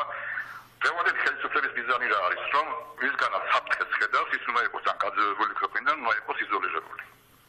ყველაზე დიდი საფრთხე სწორედ იმ ადამიანებისაგან მოდის, რომელსაც აქვს გარკვეული გამოცდილება. ამათ მშვენივრად იციან, რომ ყველაფერს თავი დავანებო ჩემ პრემიერ-მინისტრობას, შინაგან საქმეთა მინისტრობას, მე ვიყავი 2003 წელს ნაციონალური მოძრაობის გენერალური მდივანი. ეს იყო პარტია ახალი შექმნილი, რომელსაც საერთოდ არ ჰქონდა გამოცდილება მიღებული არჩევნებში, ის იყო პირველი ნაციონალური არჩევანი, რომელსაც ატარებდა და 2003 წელს ხელმძღვანელობას მიაღწია და მინდა გითხრათ, რომ პოლიტიკური მასზე უფრო ნაკლები ამბიცია მაქვს, მაგრამ ცალსახად შემიძლია თქვა ადმინისტრაციული და ასე ვთქვათ საველე სამუშაოების თავარი მამოძრავებელი ძალა მე ვიყავი. შემდეგ ამას მოყვა იგი ორგანიზება ვარდების რევოლუციის და ეს 1-2 დღის საქმე არ იყო მოგეხსენებათ და შესაბამისად ახლა ქართულ ოცნებაში ძირითადად მაშინდელი შევარდნაძისა და ნაციონალური მოძრაობის ასე ვთქვათ გადაბარგებული ხალხია და მათ მშვენივრად იციან რა საფრთხე შეიძლება იყოს ჩემი გარეთ ყოფნა და ჩემი ასე ვთქვათ არაიზოლირება.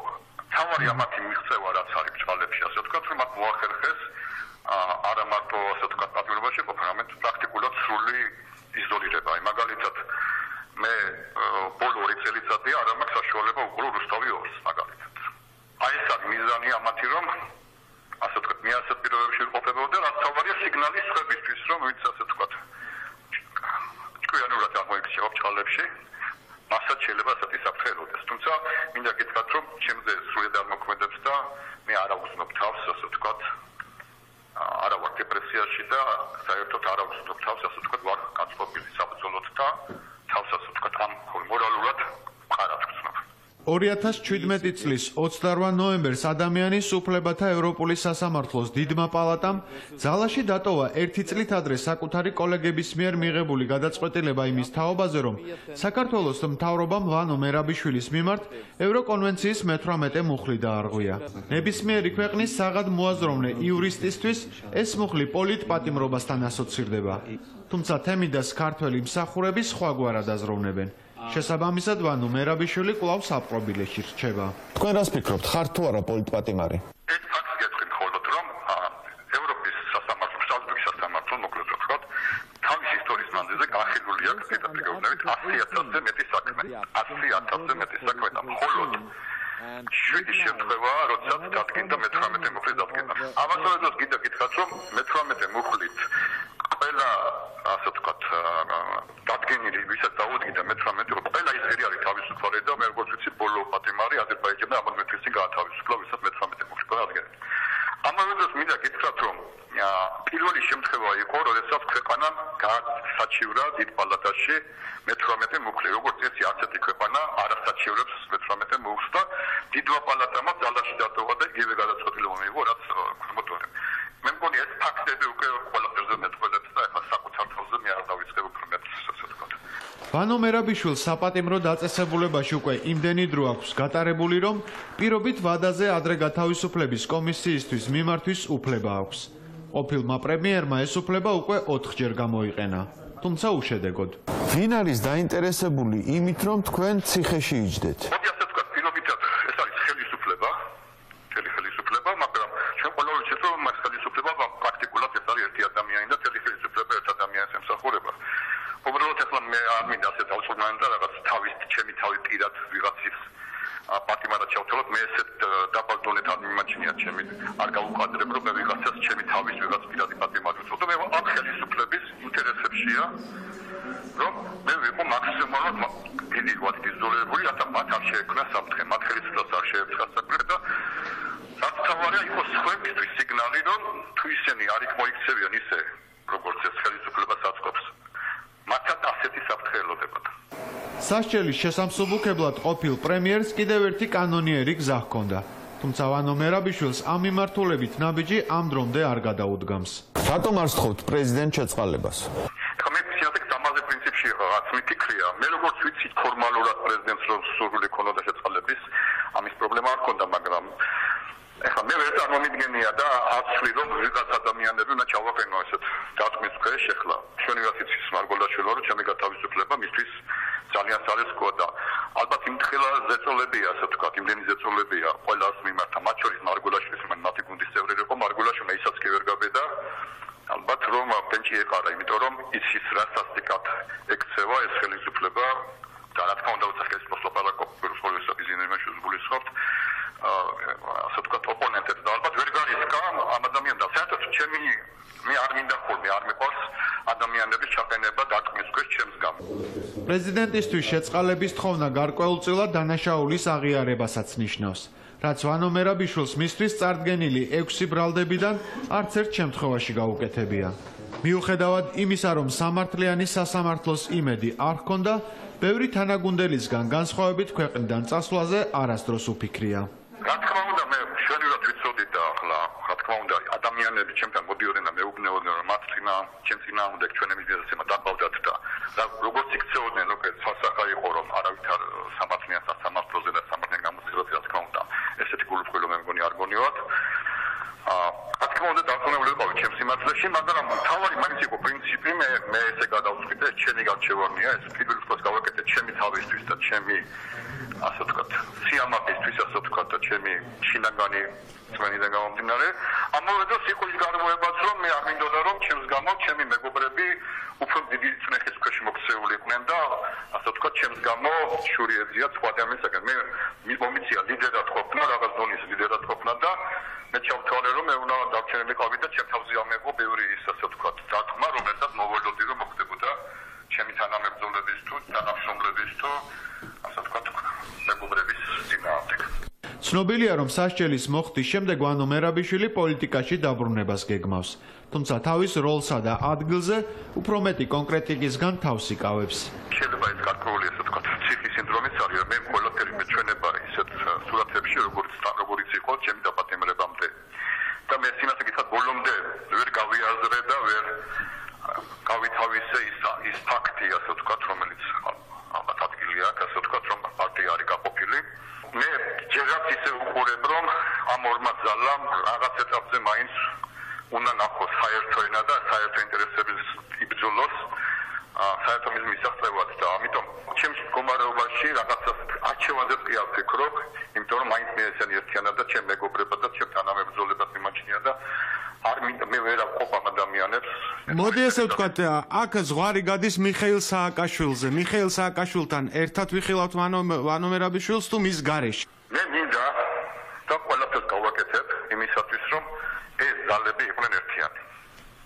მიხეილ სააკაშვილი და ყველა სხვა ის ადამიანები, რომელიც მე მგონია, რომ ერთი და იგივე ფასეულობები გააჩნიათ, ერთი და იგივე მიზეზი საბოლოო ჯამში ერთივე მიზეზი გააჩნია, იქნებიან ერთად და მე მინდა ისინი იყვნენ ერთად და ერთად იბრძოლონ საერთო მიზნების მისაღწევად. ეხლა გარეთ რომ იყოთ და კონდეთ საშუალება, ვის მისცემდით ხმას? აი ეხლა კარებს მიღებენ, არ ფიქრობთ რომ ისა რა ქვია ხო? კიდევ ერთხელ გეუბნებით რა, მე მინდა რომ ჩემი მთელი ენერგია მოვახმარო საერთო ძალების გაერთიანებას და თუ შემდეგ შევხედავ რომ ეს ვერ ხდება, მე მივიღებ ობიექტურ ინფორმაციაზე დაყრდნობით. ალო. საქართველოს ყოფილ შინაგან საქმეთა მინისტრსა და პრემიერს სასჯელისვა და 2020 წლის თებერვალში ეწურება. თუმცა ცხადია, თუ დაგეგმილ საპრეზიდენტო არჩევნებში ოპოზიციური კანდიდატი გაიმარჯვებს, ვანო მერაბიშვილი საპატიმრო დაწესებულებას ამ წლის ბოლომდე დატოვებს.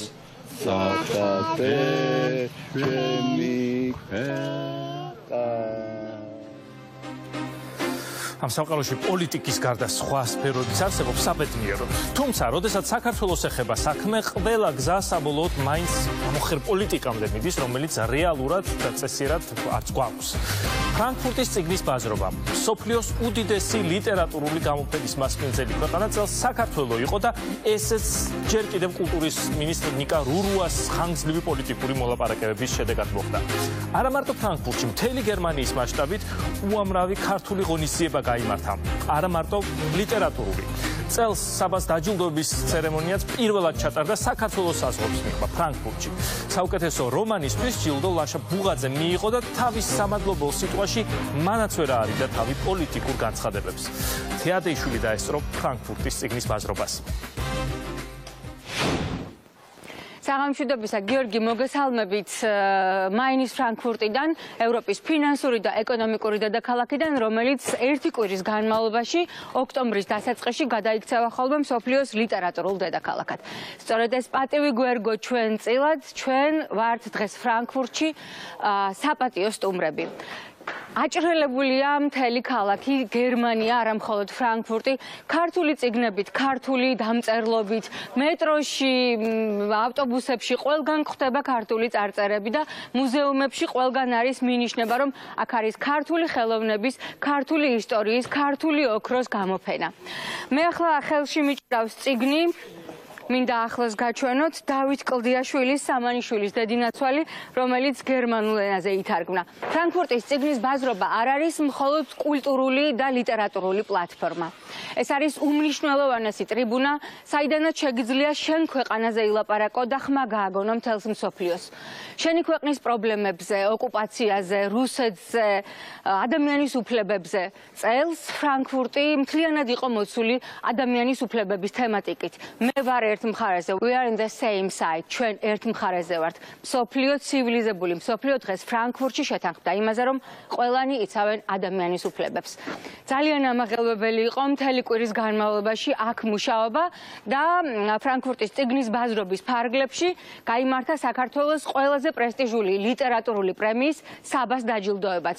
ფრანკფურტის მერიამ ამ პრემიას დაუთმო მისი ყველაზე პრესტიჟული დარბაზი, იმპერატორების დარბაზი, სადაც საქართველოს საუკეთესო ნაწილი იყო წარმოდგენილი, თარგმნელები, მწერლები, კრიტიკოსები და საუკეთესო მკითხველები. გთავაზობთ რეპორტაჟს, რომელიც ფრანკფურტიდან მოგიმზადეთ საბას ცერემონიალზე. ადამიანები ხშირად კარგავენ დროს უსარგებლო ამბების კითხვაში. კაცმა მხოლოდ ის უნდა წაიკითხოს, რაც აღტაცების ღირსია. ეს თქვა გენიოსმა, რომელიც ამ ქუჩაზე, ამ ქალაქში, მაინის ფრანკფურტში 270 წლის წინ დაიბადა. თქვა და მისი შემოქმედების მწვერვალი ფაუსტი დაასრულა. იოჰან ვოლფგანგ ფონ გოეთეს ქალაქი დღეს ქართველი მწერლების, ლიტერატორების, გამომცემლების და საუკეთესო მკითხველების მასპინძელია. კაიზერზაალის საიმპერატორო დარბაზი, სადაც 500 წლის წინ პირველად გაიმართა ფრანკფურტის წიგნის ბაზრობა, ერთდროულად წლევანდელ საპატიო სტუმარს, საქართველოს და ჩვენი ქვეყნის ყველაზე პრესტიჟულ ყოველწლიურ ლიტერატურულ პრემია საბას მასპინძლობს. ფრანკფურტის მერია ისტორიული შენობების იმ მცირე ნაწილს განეკუთვნება, რომელიც მეორე მსოფლიო ომის დროს დაბომბვას გადაურჩა. აქ მხოლოდ ძალიან საპატიო სტუმრებს უთმობენ კაიზერზაალს და ქართული ლიტერატურის ყველაზე საპატიო პრემია საბა სწორედ აქ გაიმართება. აქ ახლა ლიტერატურის მოყვარულები და იმპერატორები არიან. მისტიკა თითქოს 300 წლის შემდეგ განმეორდა.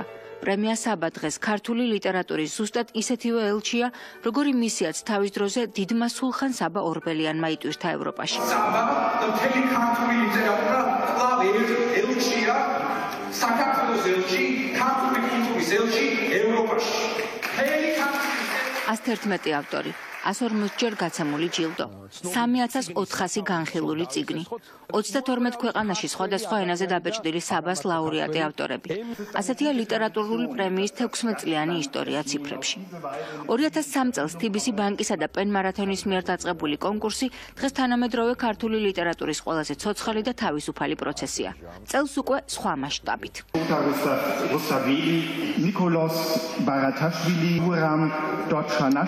ჩვენი დიდი სახელების გამოთქმა აღარ უჭირთ. უფრო მეტიც, როგორც ფრანკფურტის წიგნის ბაზრობის პრეზიდენტმა იურგენ ბოოსმა გითხრა, ჩვენ აქ უნდა დავრჩეთ. ეს არ დამთავრდება, ჩვენ გავაგრძელებთ მუშაობას. ჩემი გუნდი ფრანკფურტის წიგნის ბაზრობა გააგრძელებს იმაზე ზრუნვას, რომ ქართულმა ლიტერატურამ იპოვოს კითხველი მთელ მსოფლიოში. ლიტერატურული კონკურსის დაწყებიდან 16 წლის შემდეგ მამუკა ხაზარაძე ისე ღელავს, როგორც მაშინ, როცა TBC ბანკთან ერთად პირველად გადაწყვეტა საბას მთავარი მხარდამჭერი ყოფილიყო.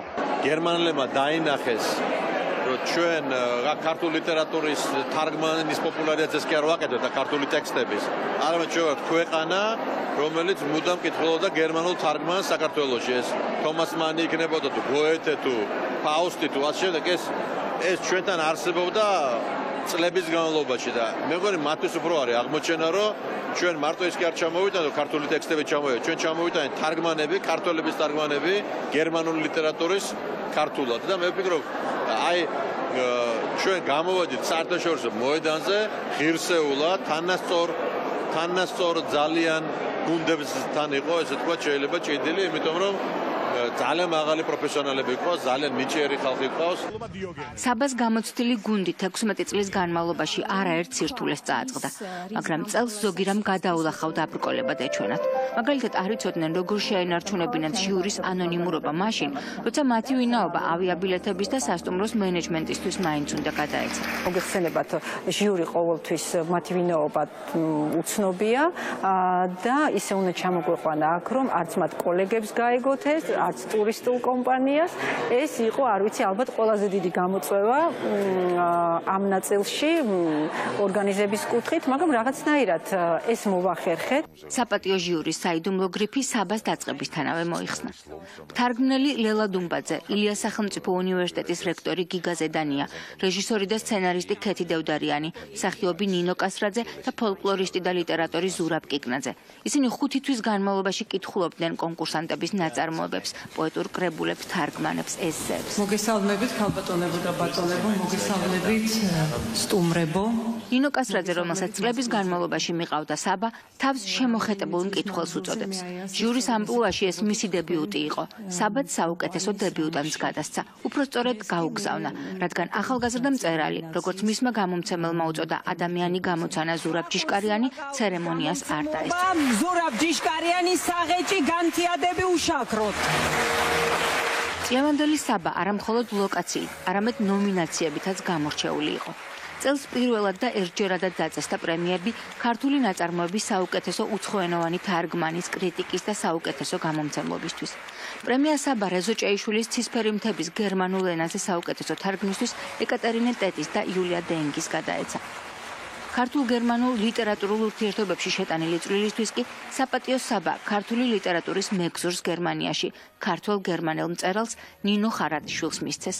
დატვირთული გრაფიკის გამო ნინო ცერემონიას ვერ დაესწრო. თავად პრემიას კი ცოტა ხნის წინ გარდაცვლილი გერმანული ლიტერატურის საუკეთესო მთარგმნელის დალი ფანჯიკიძის სახელი უწოდეს. ჩემთვის ძალიან მნიშვნელოვანი მომენტი დადგა. TBC ბანკის დამფუძნებელმა დიდი პატივით გამოაცხადა საბას კიდევ ერთი ლაურეატი. ქართულ კულტურაში შეტანილი განსაკუთრებული წვლილისათვის წელს საბა მწერალს, დრამატურგს, რეჟისორს და მხატვარს, ცოცხალ გენიოს რეზო გაბრიაძეს ერგო. ცერემონიებზე სიარული არ უყვარს და არც ფრანკფურტში გამოჩენილა. სამაგიეროდ ამერიკიდან გერმანიაში ჩამოვიდა საუკეთესო პროზაული კრებულის ავტორი, პროფესიით ბიოლოგი პროფესორი ლევან მუსხელიშვილი. მან წერაში ახალი სამყაროს თავშესაფარი იპოვა და ასეთი ფრაზა თქვა: არასდროს არაფერი არ არის გვიან. რამდენი წლის ბრძანდებით? მე ვარ 68 წლის. როდის დაიწყეთ წერა? 3 წლის, როდესაც 65 წლის ვიყავ. მანამდე საერთოდ არაფერს არ წერდით? მანამდე არ ლექსიც არ დაგიწერეთ? არა, მხატვრულს არაფერს არ წერდი.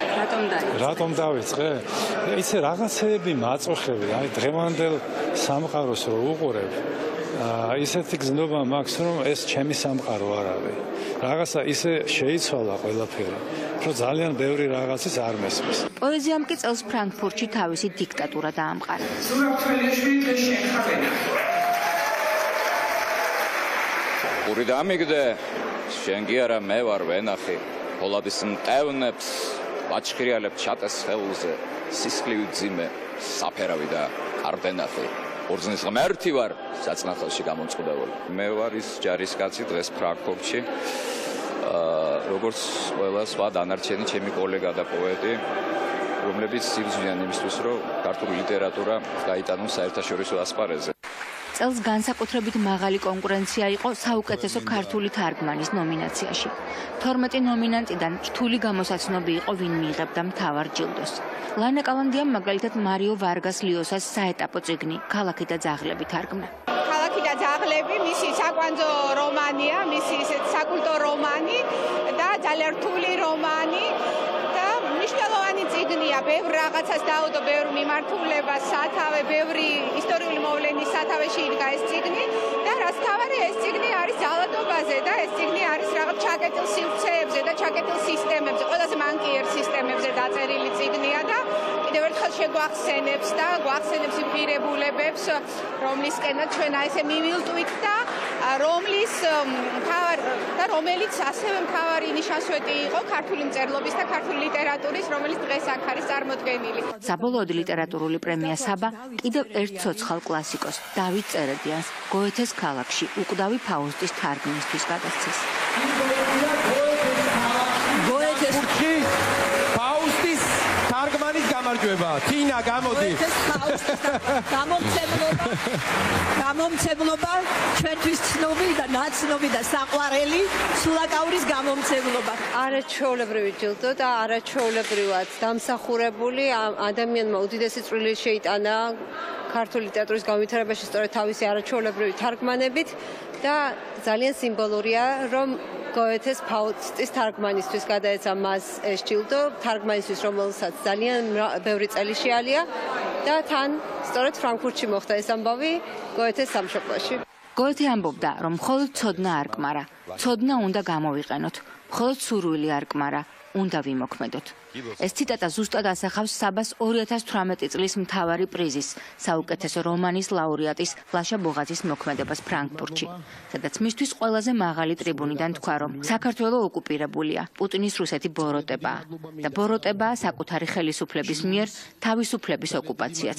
მით უმეტეს თუ ეს კულტურას და ხელოვნებას ეხება. ქართველი მწერალი ყოველთვის დაიცავს სამართლიანობას, ხშირად შეიძლება ეს იყოს ძალიან მიუღებელი კონკრეტული ადამიანებისათვის, რომლებიც კონკრეტულ პრობლემებს ქმნიან ხოლმე საქართველოში მწერლებისათვის და ხშირ შემთხვევაში ჩვენი ქვეყანა პარადოქსებით არის სავსე და მე ამ დღეების განმავლობაში ვუყურებ ადამიანებს, მათ შორის ხელისუფლების წარმომადგენლებს, რომლებიც კეკლუცობენ ხოლმე ხშირ შემთხვევაში ქართველი პოეტების პლაკატებთან ერთად, მაშინ როდესაც იგივე ქართულმა ხელისუფლებამ არანაირი რეაგირება არ მოახდინა ზვიად რატიანის, დიდი ქართველი პოეტის თანამედროვეობის, დიდი ქართველი პოეტის ბედზე და დღეს აქ ზვიად რატიანის წიგნებს კითხულობენ. დღეს აქ ზვიად რატიანის წიგნებს ის პრეზენტაციები ხდება, მაგრამ ზვიად რატიანს მოუხდა საქართველოდან წასვლა, ვინაიდან არანაირი რეაქცია, სამართლებრივი რეაქცია არ მისცა საქართველოს ხელისუფლებამ და მათ შორის შინაგან საქმეთა მინისტრმა.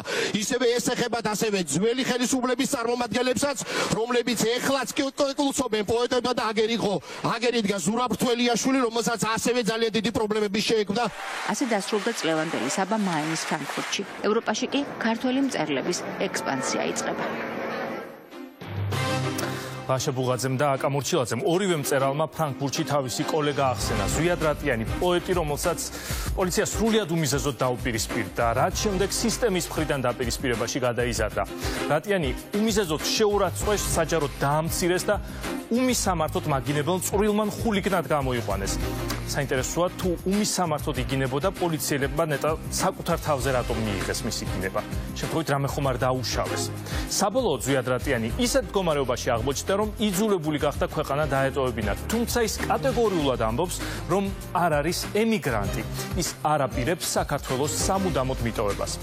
პოსტსკრიპტუმის ჟურნალისტი გვანცა სუთიძე შეხვდა მწერალს დევნილობაში, გერმანიის დედაქალაქის ყველაზე სიმბოლურ და რატიანის ქურთუკივით ფერად ადგილზე, ბერლინის კედელთან.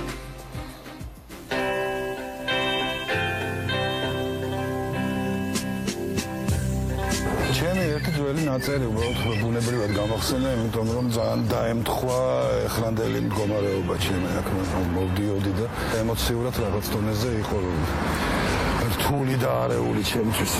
აეროპორტში დაგვდებიან, თვითონ გიცნობდნენ დაბინავება საბუთები მათი საქმეა. შენი ერთადერთი შევალება ხელის დაქნევა წარსულისთვის, ისე სწრაფად როგორც იძრობენ ცეცხლში გახვეულ ტანის სამოს. შვიდად იბრუნენ, უთხარი შენს სისხლს, გულს უთხარი აღარ ინატროს, თვალებს უთხარი არ გახედონ ილუმინატორს. ეს ადრე დაწერა, სამშობლოდან წასulis განცდები და მდგომარეობა აღწერა. ახლა კი ძველი ტექსტი საკუთარ თავს მიუსადაგა. ზვიად რატიანის საქართველოდან დროებით წავიდა. უფრო ზუსტად სიტუაციას გაერიდა. ამაზე მოგვიანებით ვისაუბრებთ, მანამდე მიზეზები მოვყვეთ. ქართველ პოეტს ბერლინში შევხვდით. ქალაქში სიარულისას ბევრ თემას შევეხეთ. მე მიყვარს ფერები, ათელი ფერები. ოჟამული და ჩაშავებული არ სიამოვნებს ხოლმე. ფერადი რაღაცები მიზიდავს, რაც საკილომეტრება უფრო. ღიაფერები მის ბიოგრაფიას უცნაურად დაუკავშირდა. ყვება, რომ 2017 წლის 23 დეკემბერს ქუჩაში მიმავალი რატიანი პოლიციამ გააჩერა. იყვნენ აგრესიულები და ფიზიკური შეურაცხყოფა მიაყენეს. მე თვითონ კურთუკის ფერი არ მოეწონათ, მეთქე რეალურად მართლა ხო ვერ გავიგერა. ასე მერჩოდნენ აღმოჩნდა რომ რეიდი ქონიათ.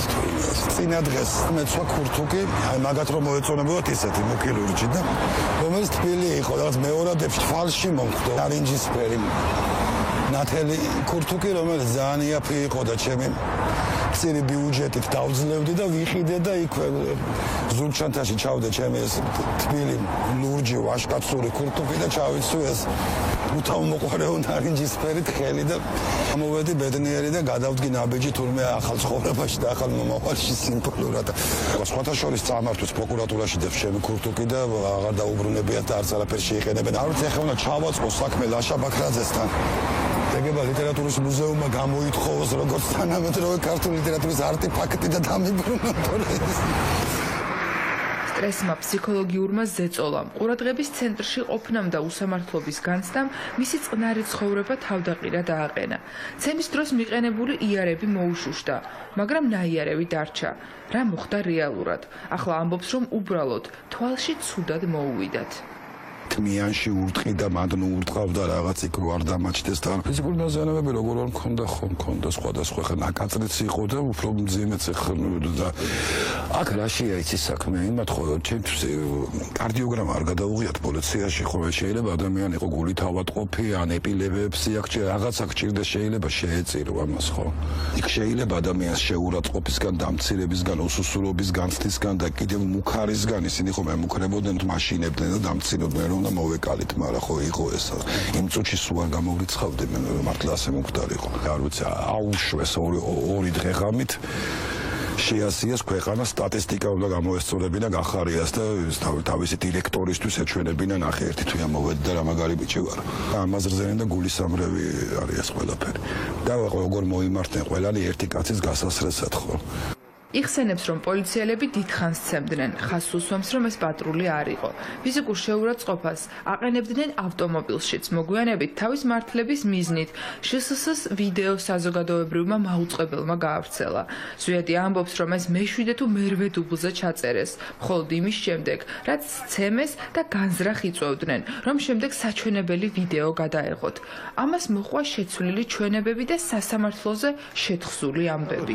ჩართავს აინთება ეს სიმციმა ნუღა ურტყავთ ბიჭო ვიღებ გათიშავს და მე კიდე ჩართავს ნუღა ურტყავთ ვიღებ და რომელიღაც დუბლზე გაჩი შემელიან და მოქალაქეო რატომ გვაგინებ ჩვენ ხომ ცუდ გარაფერი რაღაც ნაცემი შეურაცხყოფილი კი არა და სულ ბუდარო იყო და სიმშვიდის ფორმულა გამოხვალა რა მდგომარეობიდან რამდენიმე ვერსია გადამღერდა იმ დღეებში და სამი დღის მერე სასამართლოში მოვიდნენ და მე თურმე მივდიოდი ქუჩაში და მივიგინებოდი უმისამართოდ ხო ანუ კი არ გამაჩერეს პოლიციელის ხიზელს მენას არ გამოეპარა ჩემი უშვერი უმისამართო გინება კადრები არის სადაც მივდივარ მე SMS ვნახულობ და არ ვიგინები უმისამართოდ გადასარევი მისამართები ვიცი და მისამართებლად რომ ვიგინო რა გინება რომ მინდოდეს იდიოტიზმია ცუდი კინო იყო რა და მე მართლა არ მიხარია რომ სახელმწიფო რომელშიც ვცხოვრობ თუნდაც სიბინძურეში არის ასეთი უნიჭო და ჩანჩურა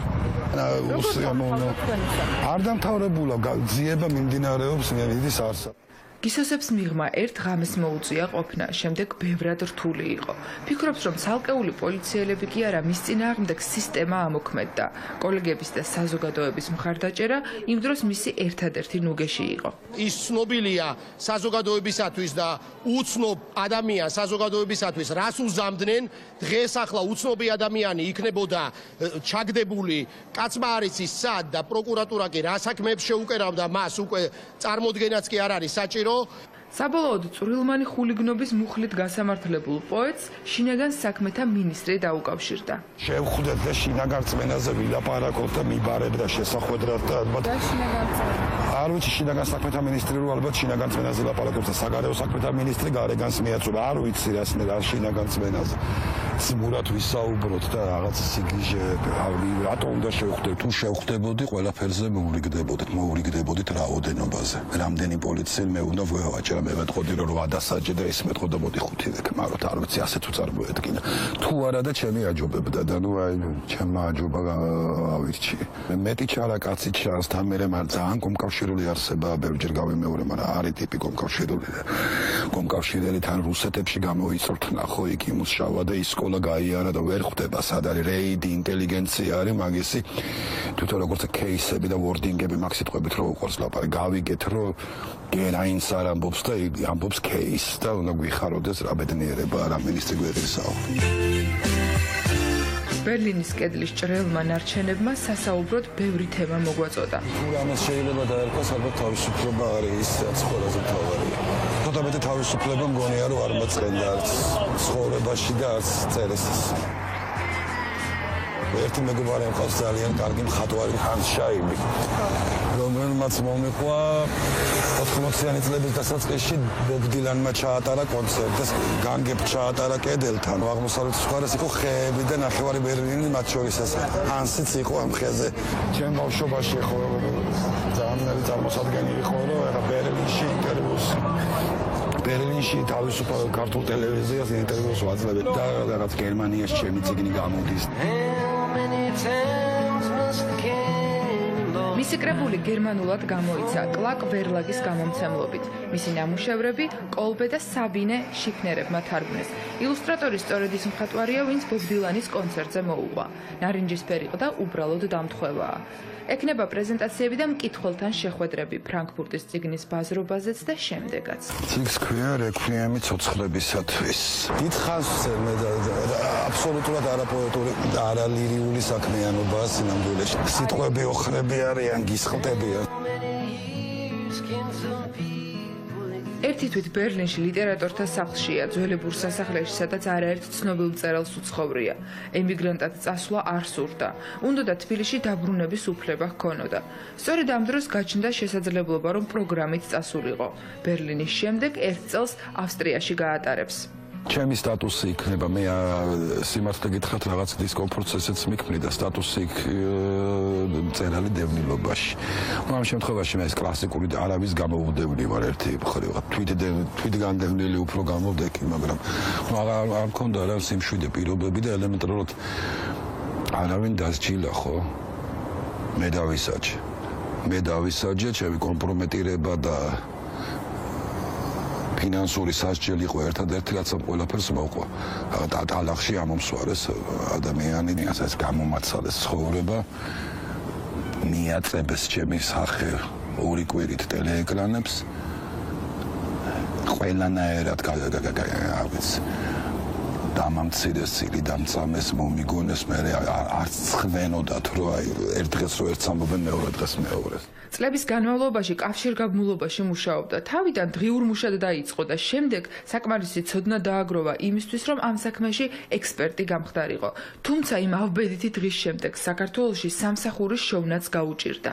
ძალიან დაბლა დავწიეს ჩემი თამასა ისეთებს ვთხოვე რაღაცა გამოეძებნათ ჩემთვის. შედეგი იყო არა და ნუ ზოგს ყოფნი და გულწრფელობა ამბობდა რომ აი ამ ამბების გამო რაღაცა საგადასახადო ჩაგვიჭდება. ქუჩაში მე მარტო მუქარები და ის ყოფილა არა ცოტა ინციდენტები რომ რამდენიმე მართლა ძალიან წვავე და საშიში. მაგრამ არა მომიღია, ნუ მე ისე უნდა ამეტეხა მე იმ პერიოდში მოხდა ეს სპეცოპერაცია ჩაატარეს ბანკში. და იმ დროს ჯერ კიდე ის ახალგაზრდა კაცი ცოცხალი იყო. იმ დღეებში და ჩემთვის ძალიან დიდ უხერხულობას ქმნიდა ეს ფონი, რომ ბოლო-ბოლო ცოცხალი ვარ და ისიც არაფერი დამართია. ყველაზე მეტად ის აწუხებს, რომ მისი საქმე გახმაურდა, მაგრამ არიან ადამიანები, ვინც საზოგადოებას ვერ მიაწვდინეს ხმა და ისე დაიჩაქრნენ. ზვიად რატიანი გვიყვება, რომ მისი ინციდენტის შემდეგ არაერთი ადამიანი დაუკავშირდა მსგავსი ისტორიებით. ამიტომაც საუბრობს ღიად. კრიტიკული კი არა ვარ და მათ წინააღმდეგ ვდგავარ და ძალიან პასიური ვარ. სამწუხაროდ ძალიან პასიური ვარ და არ მომწონს ეს ჩემ თავში, მაგრამ ბუნებრივი ამბავია რა ვქნა. წესით უნდა ვყვიროდე და ყველაფერზე ყელში ვეცე და არც ერთ სიტყვა არ შევარჩინე იმ ყველაფრის მერე რაც მე გამიკეთეს და მარტო ჩემზე არ არის მე იმდენიც ვერაფერი დამაკლეს ხო. უბრალოდ ის ხალხი არის მართავს ქვეყანას, სადაც ცხოვრობს 99% და კიდევ უფრო მეტი ჩემი უსაყვარლესი ადამიანებისა დაწყებული შვილებით. მისი საქმით საერთაშორისო ორგანიზაციები დაინტერესდნენ. წლის ბოლოს სტრასბურგშიც გაიგზავნება. ახლა ბევრი დრო აქვს ფიქრისთვის. შედარებით მშვიდად არის. დღეები გრძლად ეჩვენება და ცდილობს ახალ ცხოვრებას შეეგუოს. ჯერ გრძნობებსა და სამშობლოს დატოვებით გამოწვეულ ემოციებზე საუბარი უჭირს. ეკონტაქტება კოლეგა მწერლებს, სეირნობს და ცდილობს ბევრი იმუშაოს. წეროს და ფურცელზე გადაიტანოს სიტყვები, რომელიც არ გაუსხლდება. რა იქნება შემდეგ, ზუსტად არ იცის. შევხედავთ, გამოჩნდება თანდათან, მე ვნახოთ.